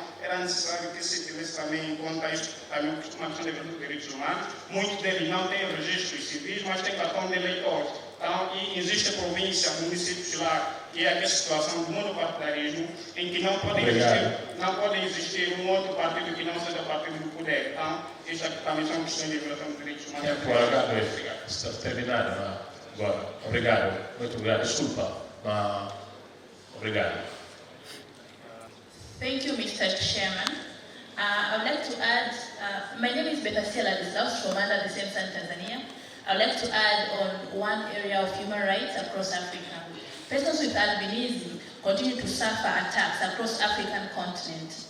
This year, a total of 12 attacks have been reported in various African countries, including Benin, Burundi, Democratic Republic of Congo, Gabon, Malawi, Mozambique, Tanzania, and Zambia. Take, for example, a case of 17-year-old boy with albinism who have been murdered and dismembered in Cibitoke province in northwest Burundi 2 months ago. So looking at that situation, still the human rights for persons with albinism is still an issue in Africa that we need to focus on. So we'd like to just bring to attention for all of us here so that we understand the issue that relates to internally displaced persons and forcibly displaced persons, and therefore not to only include the situation of mass conflict, but also give visibility to the situation of those who have been forcibly displaced by harmful practices due to abuse of witchcraft beliefs. These have been affecting significantly the persons with albinism. And then secondly, this can also be solved by asking our member states to demonstrate the regional action plan on protection of persons with albinism and implementing in its framework of the disability protocol and human rights in general, so to solve the challenge to persons with albinism. Thank you, Madam. Thank you. Thank you so much for your rich presentations. But I don't hear much of us talking about children and how the different situations that you've described from the 5 regions in Africa are affecting children, considering that we are saying that Africa is a young continent and that 45.5% of our population as Africa is children, and that we need to start as African states investing in children so that we can then enjoy the demographic dividends from this population. I haven't had much in terms of how democracy, as we find it today, when there's a lot of corruption in our member states, is affecting the health and basic social amenities like education for the young generation, as well as how we can ensure that in the instance of violence, for instance, xenophobia or in detainees, that there is no interruption in terms of access to education and effects of mental health on these children. And lastly, just to say that in SADC as well, where we see 60% of the region being children, we need to have strong statements that are speaking to this cohort if we really are saying children are the future or they are the now that we need to be addressing. Thank you. Yes, go ahead. Who was focusing on Egypt's human rights violation. Actually, I need to mention that the state reprisals against human rights defender in Egypt is still continue. actually for the people who, for the human rights defender who is engaging with the UN human rights mechanism and the African mechanism also. We are considering that at least 31 human rights defenders are banned from travel, and at least 10 human rights defenders and 7 rights NGOs have had their assets frozen. Also, there is over 37 human rights defenders have been integrated in case 173, which is known that the case of foreign funding against the NGOs. Hawaii woman, human rights defender Dr. Aida Sifidawla of Nadim Center has been subjected to renewed judicial harassment and intimidation. Also, whereas our human rights defenders and the colleagues of Muhammad Al-Baqir, the executive director of Al-Adala Center for Rights and Freedom, has been detained for his legitimate defense of human rights, including defending victims of human rights violation, as well as in reprisals for his engagement with the Universal Permanent Review of Egypt, UPR. And also regarding the UPR also, until now there is our colleagues, Muhammad Zara from Kairan Statue, face reprisals for his work on Egypt versus UPR, and the founder of the League for the Families of the Disappeared Ibrahim Mitwalli lawyer was forcibly disappeared in 2017 by the Egyptian authority on his way to attend a meeting of the UN Working Group of Enforced Disappearances. We gravely concerned the timing of this kind of massive crackdown against human rights defender and the human rights organization in Egypt, barely a month before the Egypt Universal Permanent Review, before the UNHRC beings, and also before the ACHPR sessions in Bengal. We finally, with CIHRS, we are preparing a draft resolution to end all forms of violation against human rights defenders and the peaceful protesters in Egypt, and calling our colleagues who is participant in NGO forum to join us on it. Thank you very much. Thank you, Ahmad. Madam, you have the floor. Thank you, sir. I would like to crave the indulgence of the participants to throw more light on the situation of the crisis in Cameroon, which we all know has been considered one of the most neglected crises in recent times. And considering the situation, we are representing the Cameroon Women's Peace Movement, CAWPEM. My name is Nicoline Waze, I said earlier. That women have been deliberately excluded from the peace processes in Cameroon, notwithstanding the fact that these conflicts, especially the Anglophone conflict that was born out of the greed and the egocentrism of men, women and children are the worst hit, and we have been deliberately excluded from all peace initiatives. In violation of the UN Security Council Resolution 1325 on Women, Peace and Security, which Cameroon enacted its first National Action Plan in 2018. During the just ended major national dialogue and pre-dialogue consultation, CAWPEM presented a list of strategies to the Prime Minister, the chair of the national dialogue, including a ceasefire strategy, which we opted to provide him with our expertise and services to design, implement, and monitor and evaluate, which was never taken into consideration.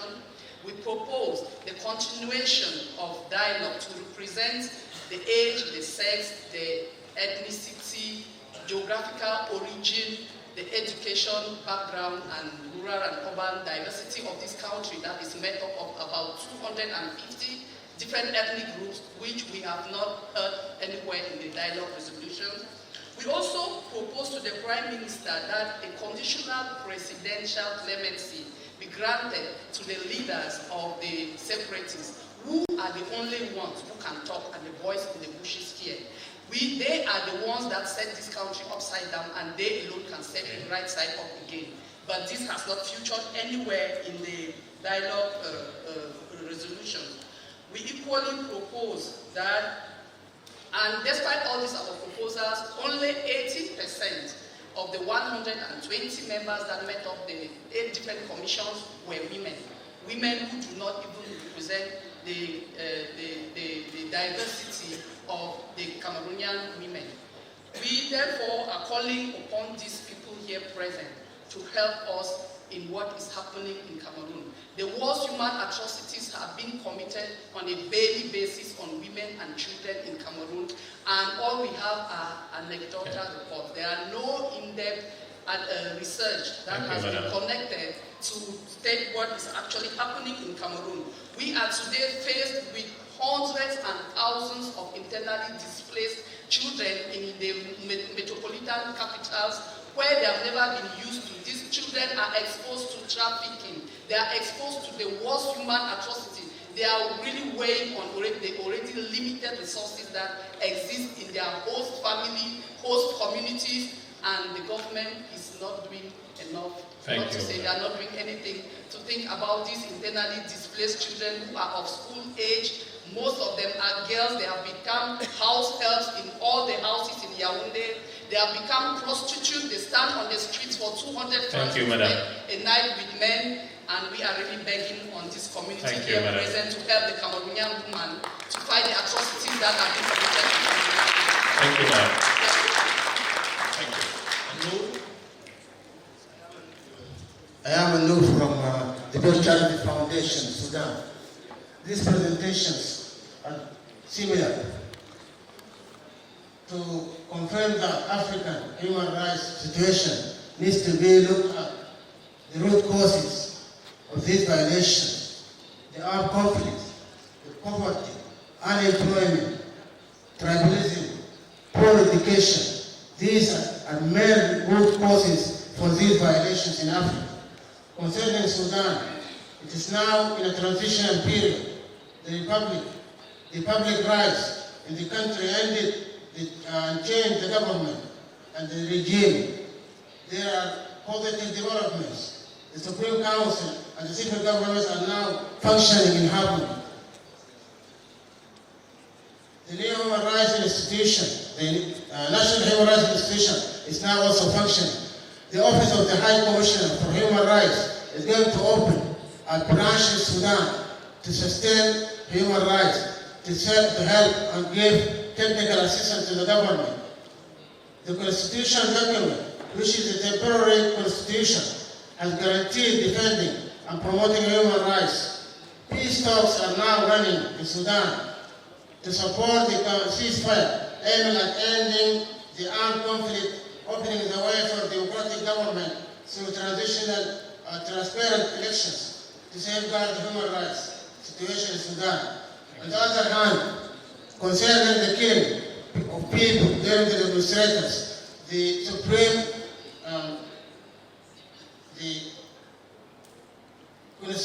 constitutional document has mentioned that the government should form a committee to investigate thorough investigation to decide or to determine who is the killer and who is the guilty to be taken to the court. That is the situation now in Sudan. So we are hoping that in the future we see Sudan, different Sudan. We see human rights in Sudan completely or highly,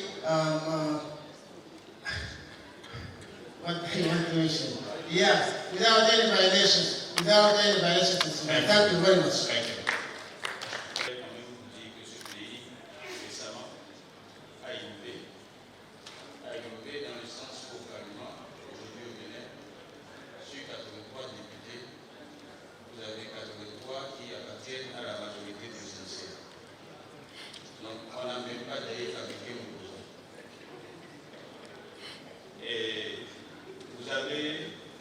Si vous voulez comprendre quelque chose sur le Bénin, il faut aller sur le site de la Cour africaine et télécharger la première décision rendue en mars par cette Cour. Vous allez découvrir dedans beaucoup de choses qui relèvent d'une innovation juridique. Pour ceux qui sont en sujet de thèse ou bien qui sont en train de travailler en thèse, vous pourrez davantage en découvrir sur la conceptualisation par l'état de droit du Bénin. C'est-à-dire, s'il y a des recommandations à formuler par rapport au Bénin, il faut s'intéresser vraiment aux nouvelles lois que nous avons. Nous avons l'article 240 de notre code pénal qui un attroupement non armé, par discours, publication ou affichage, est passible d'une peine d'avance de 6 mois à 1 an. Je vous parle d'attroupement non armé. C'est pire que la loi coloniale en matière pénale. Et vous avez d'autres innovations comme ça dans d'autres dispositions, dans d'autres tests comme le code numérique et ainsi de suite, qui font qu'aujourd'hui vous avez des activistes qui sont hors du pays. En réalité, c'est normal que les collègues de la coalition ne se soient pas attardés sur le Bénin, parce que nous avons une riche tradition de démocratique état de droit. Mais croyez-moi, il y a de l'innovation en marche, et vous ne perdez rien à vous y intéresser. Merci. Merci beaucoup. Je pense que nous avons fait le tour de... Thank you, Chair. My name is NGOs. I'm from Ethiopia. I represent Animal Survival Organization. Basically, I think the report that one of the presenters from Horn of Africa and East Africa present is almost a summary, and I believe that there is no more detail probably than what most of us from the East Africa and the Horn of Africa can say. Basically, on Ethiopian side, in terms of the indigenous population, despite the fact that there is a political reform and legal reforms in Ethiopia, I think the indigenous people are actually having a hard time to, survive. And I think it is quite right. The expert on minorities in 2007, when she went and visited Ethiopia after the Ethiopian army and also the Ethiopian islanders decided to massacre ethnic group Anyuak in Gambela in 2003, I've got warning and also a worry that the future of these indigenous people in Ethiopia are actually difficult to deal with. That only can tell. And also, of recent, since this government took power, we have seen that certain communities in Low Omo Valley were evicted from the land. And also, we can also talk about the Gumuz people in Benishangul, Gumuz, who were also evicted and actually massacred on a broad daylight by national extremists. But the government of Ethiopia has not decided to investigate, and the case has not been dealt with. Another thing also, earlier on we talk about openness policy of the Ethiopian government for accommodating refugees. That by itself is also in terms of eroding the indigenous people's right. Particularly for more than 60 years, the Anyuak in Gambela have accommodated refugees from South Sudan. And these refugees in South Sudan are now coming violent and killing local population. They come with the arms, they come with army, and yet the Ethiopian government is silent. Even the money that the Ethiopian government is getting is not used for development in in the Gambela region, where it has accommodated for more than 60 years in the region. So I would urge this forum, and I believe that our voice can be heard by our government, to really address the issues of indigenous people in Ethiopia, in particularly in the Benishangul Gumuz, in Gambela, and in Lower Omo. Thank you. Okay. Maintenant, nous avons 5 minutes pour terminer Sorry. S'il vous plaît. Est-ce que vous avez demandé la parole? Vous avez demandé la parole? Now you have 5 minutes to conclude this session, please. Go ahead. You have 5 minutes. Thank you, Chair. I'm speaking on behalf of the International Trade Union Confederation and the Zimbabwe Congress of Trade Unions, and I'm Zakeo Mtimtema coming from Zimbabwe. We would like to raise our concern about the serious attack of workers' rights in Zimbabwe, and as we align ourselves with the submission already made by the SADC representative on the panel. When Zimbabwe trade unionists, the leaders of the workers' organizations are facing serious criminal charges arising from the right to freedom of association, they are being charged for subverting a constitutional government and if convicted, they are likely to go to jail for 20 years without an option of a fine. The International Labour Organization have raised its concern about this matter. The United Nations Special Rapporteur on the Rights to Peaceful Assembly and Association was in Zimbabwe last month and have spoken on this issue and noted concern of serious violations of the right to peaceful assembly and association. What we not lacking is the voice from the African continent. And we urge this forum to take note of that we need the voice from Africa to urge the Zimbabwe government to comply with its international obligations. Chair, may I also urge colleagues here that tomorrow we have a discussion upstairs there about the Zimbabwe situation. I thank you. It's clear. The last. Okay, now, nous venons de terminer les interventions des panels de participants. Nous allons donner la parole pour réagir des questions. Aucune question, les questions n'ont pas été posées aux panélistes. Juste chacun prend une minute, en commençant par Mme Laura, pour dire quelques mots seulement. Juste une minute. Thank you. There was an intervention made by someone from Ethiopia. I think that will be considered during the issue on about indigenous people. It will be taken into consideration. Thank you.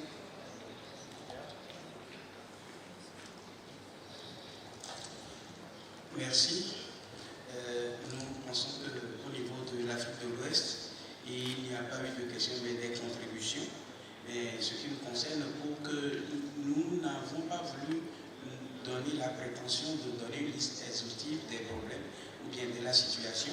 Mais c'est pourquoi, puisque nous avons un événement parallèle sur le thème sécurité des DDH de l'Afrique de l'Ouest dans un contexte de terrorisme ou un environnement non sécurisé. Ce sera un événement qui aura lieu ce samedi 19 octobre de 16h à 18h à la salle 2 de Caraïba Hôtel. Merci beaucoup. Alors, je vais remercier les interventions de mes frères de la RCA et de la Guinée équatoriale. Je les remercie pour leurs promptes observations et je souhaiterais qu'au sortir d'ici, les différents réseaux, les différentes organisations de la société civile qui œuvrent pour le respect des droits de l'homme en Afrique centrale, qui sont présentes ici aujourd'hui, puissent se rencontrer afin que le moment venu, et puissent généralement coordonner les différentes données dans les pays, afin que pendant des occasions pareilles, que les données chiffrées soient celles qui sont celles conformes aux coordonnées que ces différents réseaux ont en fait. Je demande un travail en synergie des différents réseaux de défense des droits de l'homme dans la sous-région Afrique centrale. Thanks. On Angola, I think there's a whole host of human rights issues, but I agree food security is definitely a big problem in Angola. Unfortunately, we can't list everything in the report. In regards to albinism on the continent, it is a serious problem. And in regards to the National Action Plan on Race, Racism and Other Intolerances, in regards to the Durban Declaration, some time ago we should be pushing governments to work on the National Action Plan. South Africa has been working on it for 5 years and still hasn't been passed. And that matters. And the point on children's rights, I agree, I think it's fundamentally important. I think corruption takes food directly out of the mouths of children and knowledge directly out of their brains. South Africa has recently implemented a state capture inquiry, which could be called a corruption commission. It's supposed to be a short time, it's running over a few years. The government should think about that sort of thing, to find out where the funds are going and take steps to try and recover those funds. Lastly, on Zimbabwe, there's an exhaustive list, I can't go through it, but we completely agree with you. The work is severely impacted. Thank you very much. I shall react to the intervention intervention from the floor, especially those who concern North Africa. I start with Mauritania. Effectively, we are aware of what is happening there, the destruction of civic space, targeting NGOs working on issues. But we advise you, tomorrow we have a terrorist group. You can bring your report or issues, and also you can submit a resolution, thematic resolution that calls the issue that you also, we advise you also to bring your cases and communication to the African Commission on Human Rights. Concerning the intervention from Egypt, effectively the situation of human rights in Egypt is alarming. There is intimidation, reprisal, and human rights defenders, lawyer, and they give the example of Al-Bakr is under arrest. So just what we advise NGOs, just continue to use best practices. I stress on best practices, name and shame, regionally or internationally. And thank you very much. Merci Moulay, merci chers amis, merci chers amis panélistes, aussi les intervenants pour l'écoute et pour l'attention. Les problèmes sont les mêmes, les problèmes sont les mêmes partout, et il faudrait saluer les progrès, comme l'a dit M. Abel. Je pense qu'en dehors de tout ce que nous faisons, les progrès sont aussi obtenus. Et les progrès sont, il faut le mettre sur le registre des efforts des uns et des autres, notamment vous, les défenseurs des droits de l'homme. Parce que ça aussi, on ne parle pas d'efforts, on a l'impression que nos actions sont vaines, elles ne sont pas complètement vaines, en dépit des difficultés, des défis qui sont là, en termes de restriction des espaces de liberté d'expression, de liberté politique, en termes aussi d'expression, je pense que de précarité des droits économiques, sociaux, culturels, mais aussi de droits à la sécurité, partout. Nous voulons vraiment vous remercier une fois de plus avant de donner la parole à Renan. Je crois que ce que vous devrez faire, Michel, c'est de verser vos recommandations, vos différentes recommandations au secrétariat du forum, pour les enregistrer. Et merci beaucoup. Madame, vous avez la parole. Thank you very much, Mr. Tamba. I will now break for lunch, but I just want announcement in relation to that, to let you know where the eating post will be. There are two eating posts. One is directly upstairs, just opposite me, and the other one is outside by the pool. My colleagues are outside, they'll show you the eating post. Whilst you are outside, please collect your coupons for lunch, especially for those that paid registration fees today. And there are some participants that did not pay registration fees, but there are partners here that are supporting your participation. But I'll kindly pick your coupons as you go out for lunch. And I also like to use this opportunity to remind the panelists if they could kindly send in their reports to the Secretariat, as well as to encourage those that did not register, if they could kindly fill in the forms and let us have the details as soon as possible. And also in relation to the book fair, if you did bring materials, publications, videos, posters, or anything to display, please let us have it, as we have the tables at the back of the hall for display of such materials. Without wasting much time, I'd like to invite you all to lunch. I've already informed you about the two eating positions. It's upstairs, mind the steps, please. And the other one is right by the pool. And because we are behind schedule, we'll do 45 minutes for lunch, please. Let's keep it short, 45 minutes. So I'll see you all in 45 minutes. Thank you. Have a good lunch. Bon appetit. Merci.